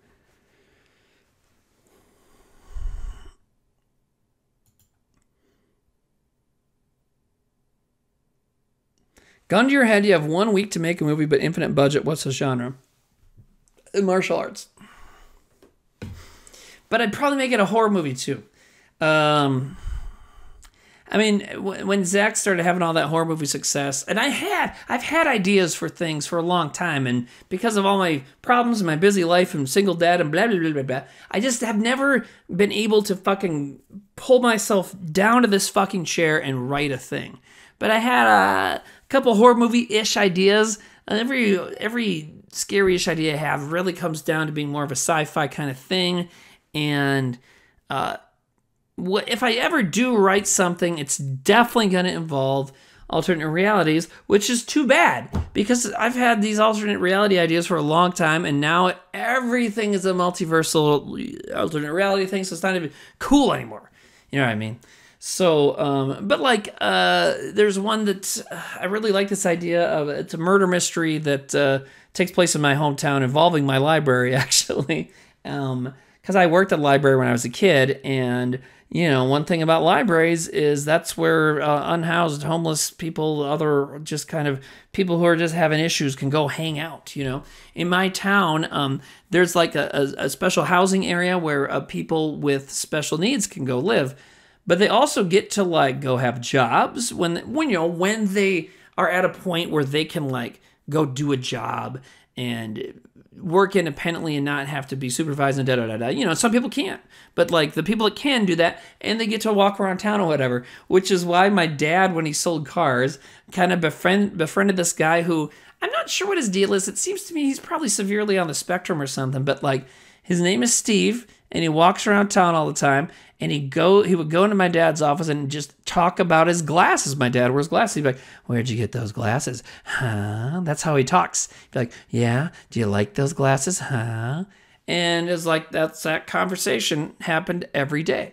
And I just love that those dudes are out there. And so here in this town, in some cases, we're probably not giving them enough funding to take care of them, but also we welcome them into just being around, which I like. But so anyways, but some of the really bad cases that maybe shouldn't just be wandering around end up hanging out at the library. And so that's like when I worked at the library as a kid, there was this big, tall guy, smelled very bad, huge, crazy beard. He looked like Abraham Lincoln, kind of. And we tolerated him. He was okay. Even though you could smell him through the whole building, and that's too bad. But, he seemed like a nice guy until the day one of the women that worked with me at the library saw him leaving the women's bathroom, and it was not some sort of trans people using the bathroom thing. It was this guy's fucking in there with, you know what I mean? Like, it was obviously not a cool thing. So I have ideas about writing something involving that kind of stuff.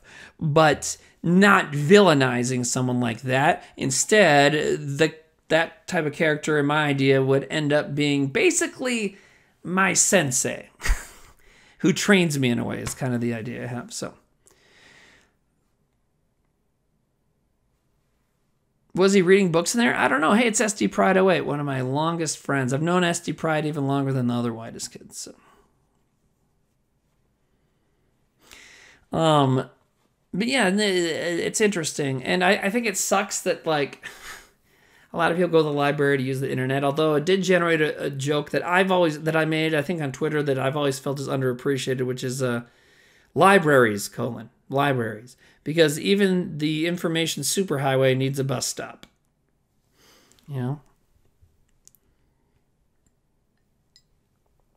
But,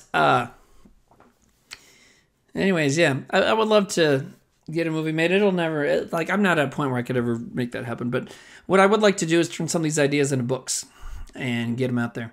That's not hard to do anymore, so the only hard part is writing the book, but once I do that, I can get it out there, so.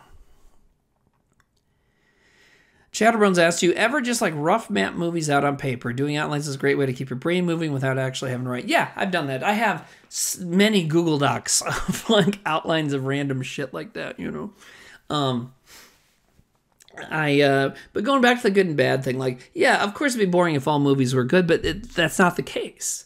But the thing is it's different for every single brain out there. If our pet lizard, Roy Von Bacon, King of Laserball, could tell us what he thinks about a movie, it'd be different from what I think, I definitely would let him watch The Fifth Element first so he could see why we named him that, but and no, it's not the deaf symphony guy. You're thinking of somebody else. Baby Ray is that character's name, I believe. But anyways, so yes, good and bad just exists to you. But so when people say publicly on social media or whatever, this movie's bad, well, to you it is, but and I'm not saying you always have to say this movie's good to me, this movie's bad to me, but there's a way of putting out opinions lately that drives me crazy. We're just saying, this is bad. Especially with a movie, you could say genocide is bad. The genocide is happening now, bad. Yes, okay? But I don't know. Pick a fucking movie. Barbie is bad. First of all, no one thinks that. But,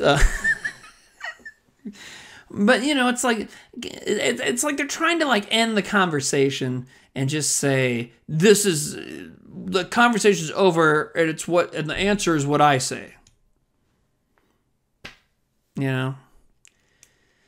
Apocalypse Dudes says, I still haven't watched Barbie because of all the hype happening around it. I had to hear about it for months and still get shit for not wanting to watch it. 100% sympathize with you. I get it. When a movie's hyped up, my interest drops like a fucking rock, man.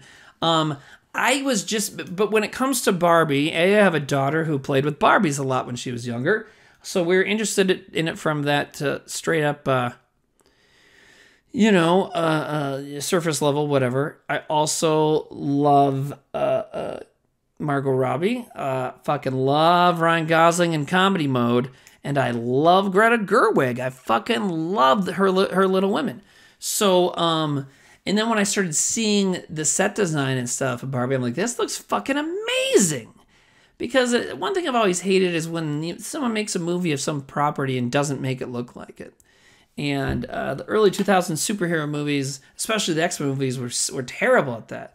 And then they were still making X-Men movies after the Marvel movies had come out and the early Spider-Man movies had come out, which made everybody okay with superhero costumes on film.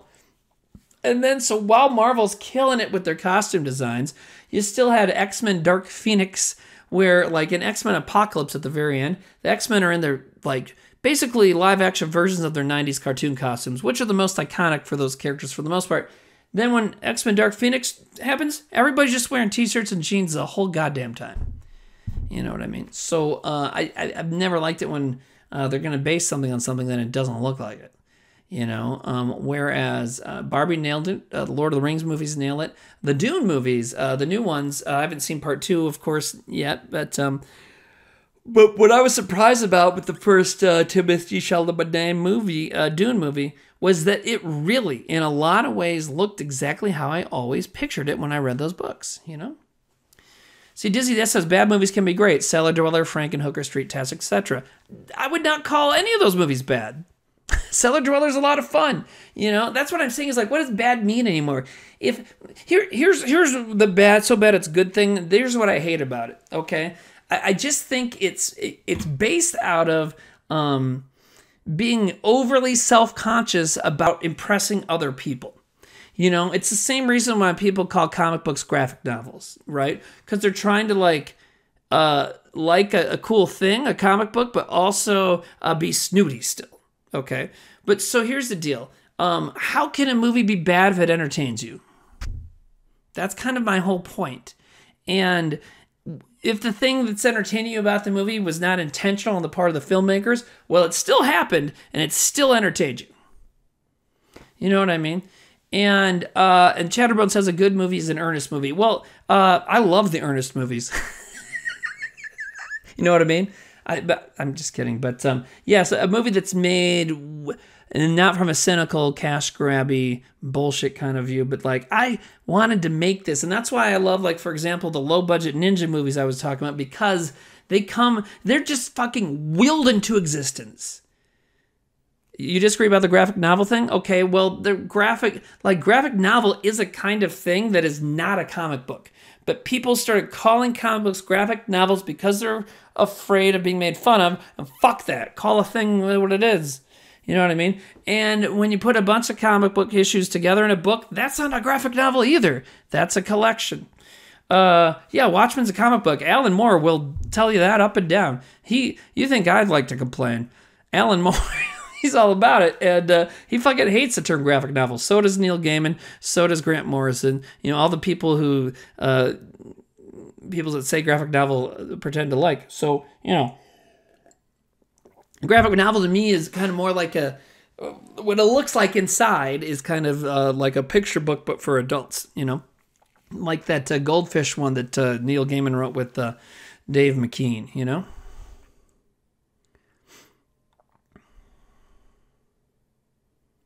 Mythic, that's what I'm saying. That's wrong. No, it's not about the stories. It's about the format.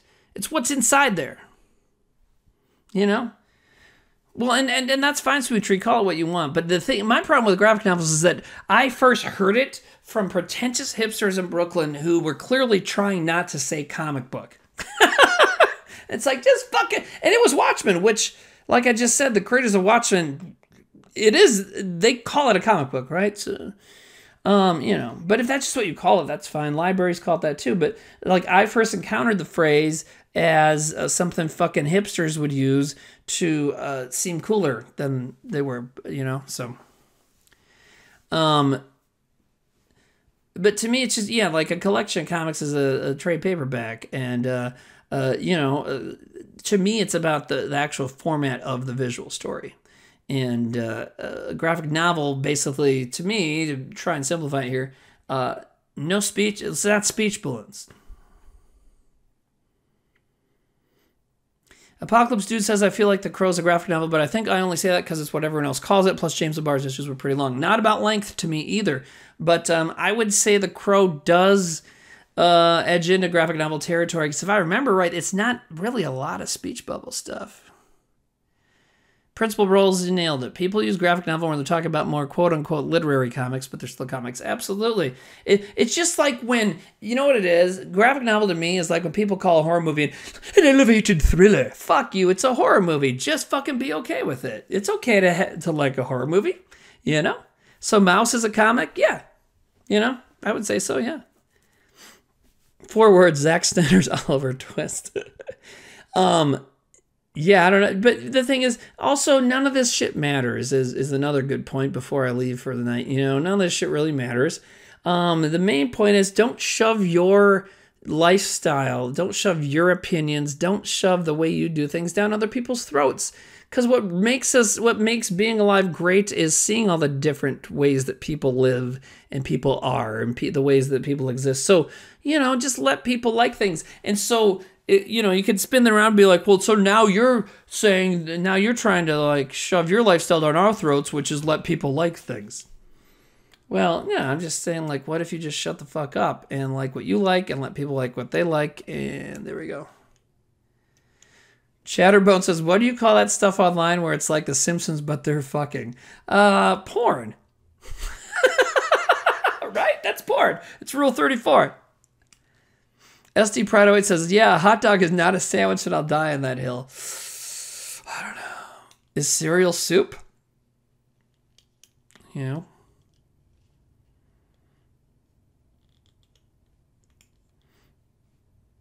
The paradox of intolerance. I don't think what I'm saying is intolerant. Well, or it's like what Gandhi, was it Gandhi? Someone said the only okay form of intolerance is intolerance towards intolerance, you know, however they said it. The only thing that's okay not to tolerate is intolerance, you know. So, Dane Cookmod says milk isn't broth. Okay, but then right under that is a comment that says milk is broth.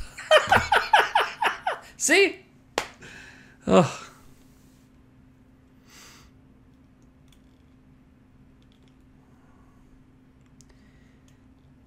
Yeah. Someone says Gandhi was sleeping with kids. I won't quote him. Okay. Yeah, you know, whatever. It's kind of, that sucks if that's true. I'd have to see more evidence than, there's always someone trying to shoot down peaceful language. So, whatever.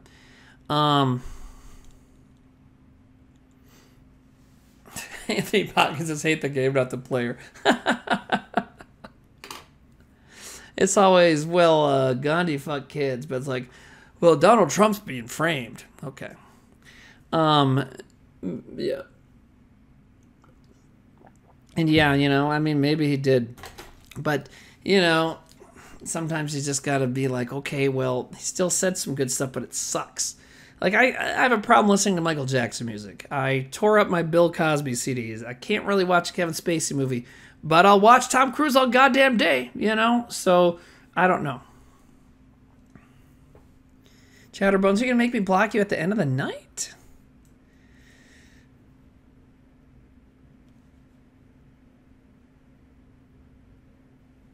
And what's wrong with mentioning Trump? He is a huge problem. You know what I mean? So fucking who cares? Also, you know, that's another, you know, let's tie this into talking about movies since that's what this is supposed to be, what this is about, right? And you can apply what I'm about to say to comic books or graphic novels or stand-up comedy or whatever. But don't ever tell a musician, artist, filmmaker, comic book drawer, whatever, not to be political, because that's part of what this fucking is. And really, the true, you know, definition of politics is about how, like, basically how we form our lives through the passage of time, basically, like, putting stuff together to make things work. So, like, it's everything. And it involves everything. And art is about everything. So fucking do it, you know?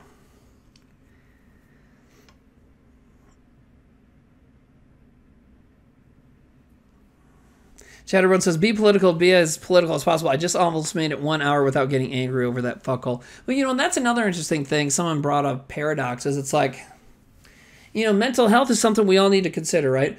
However, at the same time, it's like, okay, so I know all the time, it's in my head, I know I should be angry about Trump. I should be angry about the murder of all the Palestinians. I should be angry about a lot of other things, the way we treat trans people, the way we treat black people, lots of stuff, right? However, at some point, you also have to step back and be like, oh my God, I'm so overcome with rage. I don't know what to do about it. It's hard I'm not quite sure how to get involved, and yada, yada. So, it's like I got to back away from it. So I absolutely understand what Chatterbones is saying.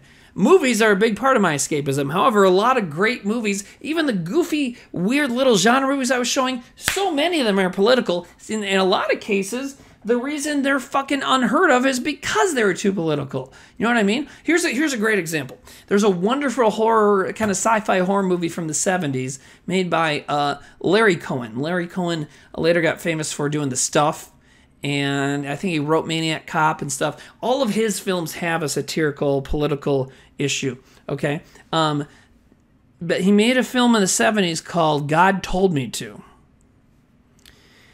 And it is about religion, and it makes some very, very ballsy points and sort of like claims about religion.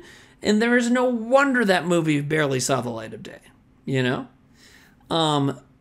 Maniac Cop, someone just said Maniac Cop is wild. Yeah, Maniac Cop is like, there's that line in it. What is it? It's when they're watching, it's after the Maniac Cop's been killing people, and a character sitting in a bar watching the news, and the news interviews, and I think it's a black guy, and he says something, God, what does he say? That, he says a really great, like, totally poignant, perfect line about what it's like being black around the police, and I can't remember exactly what it was, but basically it's like, well, all cops murder people is basically what he's saying, Dark Bastard says, Larry Cohen's amazing. I've got a lot of his movies, including that one. Yeah, Larry Cohen was fucking cool, man, because he was just he kind of like, you see a picture of him, he's like a goofy dad, but he loved making horror movies and exploitation movies, and but he really had it seems like he really had his heart in the right place. Satanic, I can't read your name very well. Satanitan versus, anyways, says, so as a minority, I was asked once how I didn't get mad at a racist caricature. I told the person if I were angry at everything that's making fun of my ethnicity, I would burn out and never be happy. Amen. I totally get it. I live surrounded by fucking Trump flags and right-winger shit, people that were going around putting Joe Biden stickers on the gas pumps, being like, he did this. It's like, the president has nothing to do with that fucking shit. Like, I'm not going to go and defend any politician, really, but, like, at least fucking get your fucking shit together and admit when it's not anything to do with that, Rosalind says, you can't be angry at everything all the time, but it's certainly difficult in the world in which we live in. Absolutely.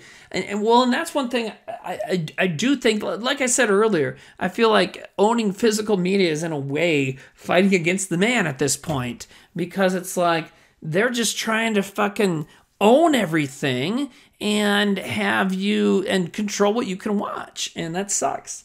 And like I also said, a lot of these weird genre movies say some really great things, make some really great points, So yeah, it's all about, what it is. And I live in the Midwest, so maybe this is where I get this point of view. But like Rosalind Dankin just said, can't sustain yourself through that and be effective in making change. Going to burn out from moral injury. Absolutely. And like so many things in life, like almost everything, it's all about shooting it right down the middle. You know what I mean? And that's just how it works sometimes. And even politically, like most of the stuff I like politically would go way far left, but I am middle of the road about making it happen. I'm not one of these people that thinks all has to happen at once, because that's never going to fucking happen. But, the way things are right now, which is pushed all the other way and not having any progress, well, that sucks too. So let's get some going,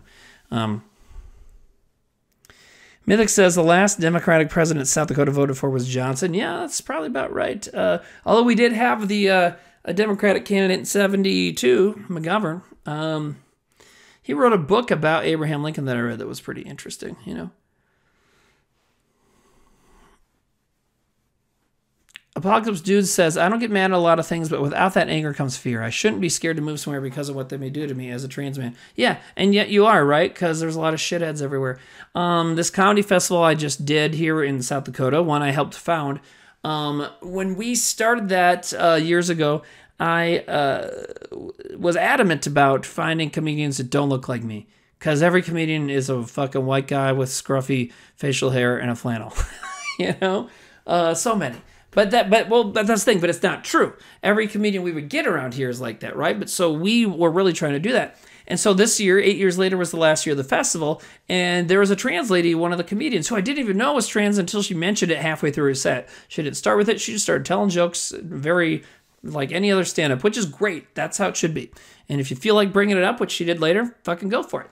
And then I made I did a headlining set there, and one of my jokes was about Casey's, which is a chain of gas stations that sell donuts and pizza that are pretty good here in the Midwest. And she came up afterwards and was like, hey, I like that Casey joke. I said, oh, because I knew she was from New York City. I'm like, so you're familiar with that? She's like, oh, yeah, I drive around and do a lot of stand-up shows, so I see Casey's all the time. And I was like, fuck, like, she's like regularly performing in places where a lot of people want to kill her probably. You know what I mean? Like that's tough. She's also tall and covered in tattoos and looked tough as shit. So that probably helps. But you know, like, damn, you know. Bailey Pope. Anyways, really funny too. Look her up.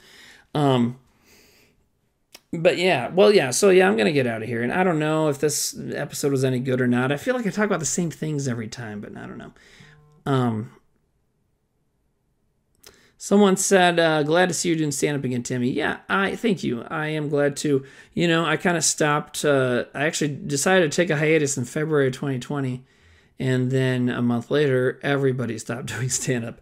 And since then, I've still managed to do a little bit every year, a tiny little bit. But this year, I've really, started doing more. And if you follow me on anything, I've been posting little, just starting to put shows together, and it's fun. You know, my friend Brandon, who lives down the street, he has like a folk punk band, like gutter punk folk kind of stuff. It's great, and he and I think his girlfriend plays with him and some other people, and so they're gonna have basically a show, an open mic, in their basement, and I'm gonna do that. And then 2 days later, I'm headlining a show at an old movie theater in Vermilion, South Dakota. Then the next month, I'm gonna do a show on my birthday in Brookings, South Dakota, at a brewery. And then 2 days later, I'll be in a punk rock metal club in Fargo, North Dakota, doing shows. And I'm starting to talk to people about doing Minnesota this year. You know, I don't want to do too many, but it is a lot of fun, you know. And I have gotten out and about a little bit out of my, I wouldn't say comfort zone, but a little bit out of this area doing stand-up. I did a tour in Florida, a couple of days in Florida back in 2019 that kind of was disastrous. I missed one show because of the weather. My t-shirts I ordered didn't show up until after I was done with the tour. Some other stuff like that. But yeah, the Punk Rock Metal Club show in April is me co-headlining with a Doom Noise band. I'm so excited. And I just actually, someone interviewed me for that today. He sent me the questions in email for that show and was asking about it. I'm like, man, I love performing with bands when it works. Sometimes it doesn't, but generally it does, I think, if you do it right. And I don't like performing in comedy clubs. I don't like that they charge too much. I don't like the whole kind of vibe of just like, especially towards comedians. It's like, obviously you want to work and you want to do jokes and you want to like perform for money and stuff. And it's never been, and maybe it's unfair for me to even critique that stuff because it's never been my main form of income. Whitest Kids was for a long time. And then since that stopped, just regular jobs, right? And I've always done stand-up kind of for fun. In some cases, I'll do a show because it'll you know, pays and can, you know, supplement my income. But, you know, so maybe it's not fair to all my many friends who do stand up for a living, you know. But I just don't like the vibe in clubs, and it never feels like it's fair for anyone, comedy or stand up. So that's why I like performing in like house parties, do that, house shows, laundromats, fucking theaters, bars, whatever, you know.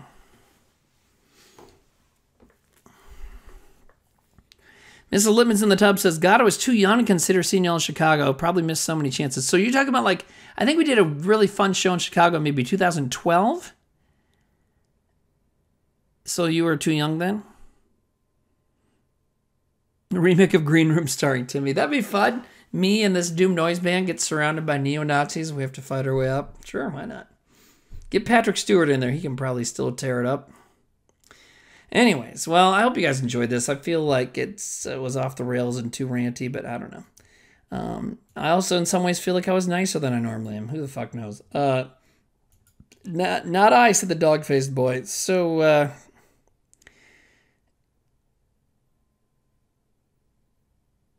you continued the live act after the show ended. I assumed you were live touring till... No, we didn't live tour that late, till 2017-18. We did a bunch of tour dates in 2012 and 2013. The last time there was a full-on Whitest Kids show, Zach couldn't make it, but it was me, Darren, Trevor, and Sam in Central Missouri in 2015. But that was the last time, I think. But yes, that was, you know, but you're right. That was several years after the show ended. So, yeah. Cool. All right. So, you're going to have to raid somebody. I don't know who to raid. That's the wrong window. There we go.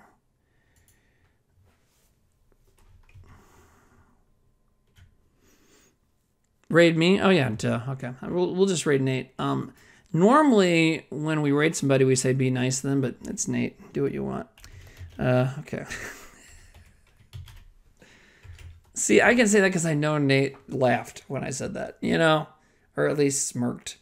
So, whatever. All right, we're going to raid Nate. Thanks, everybody, for hanging out. I will do this again sometime sooner than later. Okay? Bye-bye. Wait, are they just watching me on Nate's stream? God, he sucks.